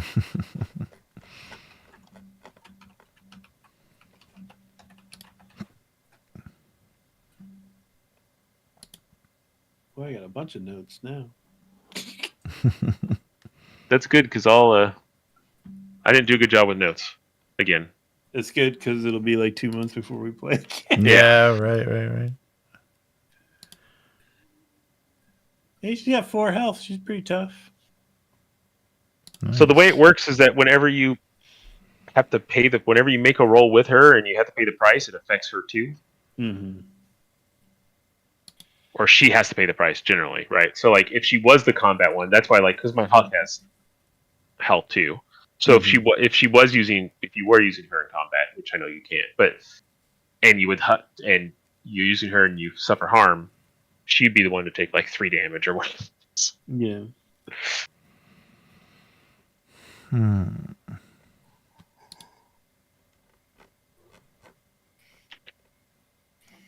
So what'd you do? You just advanced your hawk? Yeah, the hawk that you guys don't even know I have. Keeping them in your pocket hawk. Yeah, you're keeping all your wilderness survival skills really close to the vest. Yeah. This is what happens with a lot of these, to me, like narrative games. There's so many like rules involved with everything. It distracts me from the narrative on some level, right? Like I'm enjoying this, but like because every time we do anything, it's going to be this move. It's like, well, this feels like a compel, but mechanically it's a secured event. Like I feel like that's something that maybe you have to sort of recalculate every time. Yeah. But with how often we're playing this, I'm sure we'll get good at it. I think I'm going to spend 3 on leech That sounds pretty brutal. So I think this is something the Night Gaunts taught me. So I mark my hand or my weapon with an intricate blood rune and roll plus iron. On a strong hit, it thirsts for fresh blood. So one time only when I make a move to inflict harm. I guess that's per session, like one time. Well, it's until you do it again, I think. So it's like you have to make that first roll to make it happen. Oh, I see. Or you do the ritual and then use it once. I see. And then so I'll re-roll any dice and inflict +2 harm on a hit. Then for each point of harm I inflict, I can allocate +1 to health or momentum. Oh, it is like a drain life. Yeah. Oh yeah. You just keep getting creepier. Yeah. The Night Gaunts have taught me some weird stuff. So, yeah, the upgrades for the Thunderbringer are not. So we haven't turned the tide yet. So turn the tide? That's a combat move, and you basically can just. Yeah, it's all stuff that I forgot. Yeah, so turn the tide is once per combat you can turn the tide, which basically lets you steal initiative from your foe. I'm reading right now to make a move. When you do, add +1 and take +1 momentum on the hit. If you fail to score a hit on the move, you must suffer a dire outcome. Pay the price. So it's like you basically like if we could have been like, oh, everything's going to shit. I need initiative and I need to make this roll. Nice. You say you do it, and it's like you're all in. And if you fail, you take a bunch of damage. Okay. Yeah. Okay. Cool. Yeah, I think I'll do that then. So you don't have to upgrade sequentially, right? It's just pick another one of those options. Right. Okay. Right. Cool. Yeah. So I'll do that then. Yeah, because that could be brutal. Because if I do the blood ritual and then turn the tide, I'm like adding like +4 harm. Okay. Wow. Yeah, that's pretty brutal. All right. So I'm all spent.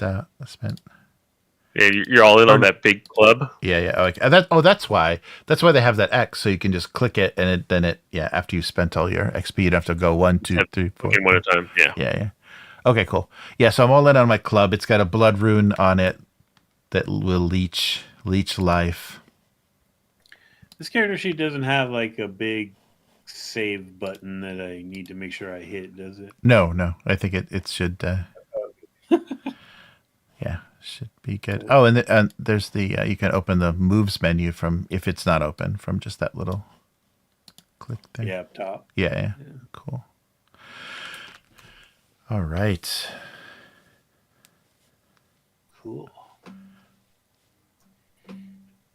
Yeah, that's a very all in move because a weak hit counts as a miss. So on a weak hit or a miss, I have to pay the price. Suffer a dire outcome if I miss that. But if I hit, I'm going to be giant hunting soon. All right. So we'll go and talk to the crocodile in the Shadow Moors. And that's literally crocodile man. But yes, I'm listening. Oh, it's a crocodile man. Oh. Well, I mean, it's a gigantic sentient crocodile. So. Oh. I mean, we're talking to it. So, yes, but I'm listening. I'm sorry. I didn't mean to interrupt. Is it anthropomorphic? Is it like bipedal? Or is it just I think that's something we're going to find out when we get there. I mean, how many people have gone and talked to this crocodile? It may just be a man with like a big hat on. We don't know. Oh, it's Bill. Yeah. Old crocodile Bill. So once we do that, that'll be like one box on our little thing. Well, here's the thing, Matt. Well, I don't know because we all picked the rank 5 of the thing. Yeah. That's not even one box, man. It's 4 ticks to fill a box. We have one tick in a box. We're gonna be playing this with our grandchildren. Yeah. But the thing is, like, it's also that's the thing about these games is the pacing, right? Because we might just say, okay, we're all going into the what's it called, Shadowmoor. Mm-hmm. Everyone face danger. Okay, we get there. There's the man. Someone make a compel roll. Okay, he talked to us, and we fill the like the pacing that is what we choose. Mm-hmm. So even though this is a very complicated thing, like the next checkbox could be like 2 tests and 10 minutes into the next adventure, right? Because he might say that and be like, sure, or he may give us a quest that we have to go do, and completing that will fill in the box. Like it's all Yeah, If we keep succeeding, things fill up quick. As soon as we fail is when it gets interesting and things take longer. Right, yeah. Every failure or partial success kind of extends that part of the whole thing. Right. Keep stacking more stuff on. And that's why they, like, people who are really into this talk about, like, you have to learn how to mitigate the pay to prices. Mm-hmm. Because every time you pay the price, it can't be like, oh, I suffered 2 more damage. Like, that isn't the result of everything. Sometimes the pay the price is, that person doesn't like me now. And that's that's the end of the pay the price. We have to kind of weigh it on, like, what's going on, right? Pay the price when we're talking to the crazy crocodile giant thing. Depending on what if we're talking to him, everything seems cool. The pay the price could be we say something that upsets him and he attacks us, or it could be him going, ha ha ha, you stupid idiots, and that's and he has a lower attitude towards us. Like, there's a lot of different ways for us to do that, and so we have to figure when that is. Do they have rules for, like, tracking the disposition of No NPCs towards us? No, so it's just narrative. It would be narrative, yeah. Because it would, like, in theory, what it would be is that, in my mind, the whole point of this game, right, is we're going to be continuously swearing vows to get more experience, to do more things. So, what it might be is that if he doesn't like us, but we've decided he doesn't hate us, like, it'd just be like, oh, the quest is going to be one thing harder, right? Like, it's like how we would maybe mechanically make that a thing. If when he finally tells us what to do, or he'll ask for more stuff, or whatever it is. But yeah, there's no mechanical.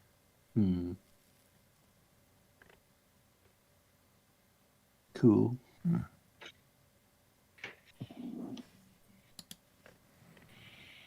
Nice. We're all set for what, in 6 weeks? Yeah. Yeah, because are we doing Alien next week? Yeah. What do you guys think? If Terry's... either that or we're finishing Indie Heat. Yeah. What? I guess we can ask. Yeah, Terry, in the chat, what sounds good. But yeah, I can have Alien ready for next week. My only concern with that, I don't want to be a bit fuddy-duddy, but then we're probably playing that for a few sessions. We're pushing my Act 3 out even further. Yeah, right. Yeah. Yeah, it feels like it'd be best to do the Indie Heat thing. Yeah. That sounds good. Yeah, because we're gonna lose momentum and kind of like where we're at. Yeah, that's true. And it's probably best if we play this Alien in 1 or 2 sessions. Most people can do it in a session. I think we could probably. Really, in one session? I think so. Because they're pre-made characters. So we just hop right we just jump in, and you guys are already. I mean, I think you might want to change your names or your gender, or like something about it. But right, you're statted out right away. So yeah, there won't be any session 0. It's just like you wake up and let's go.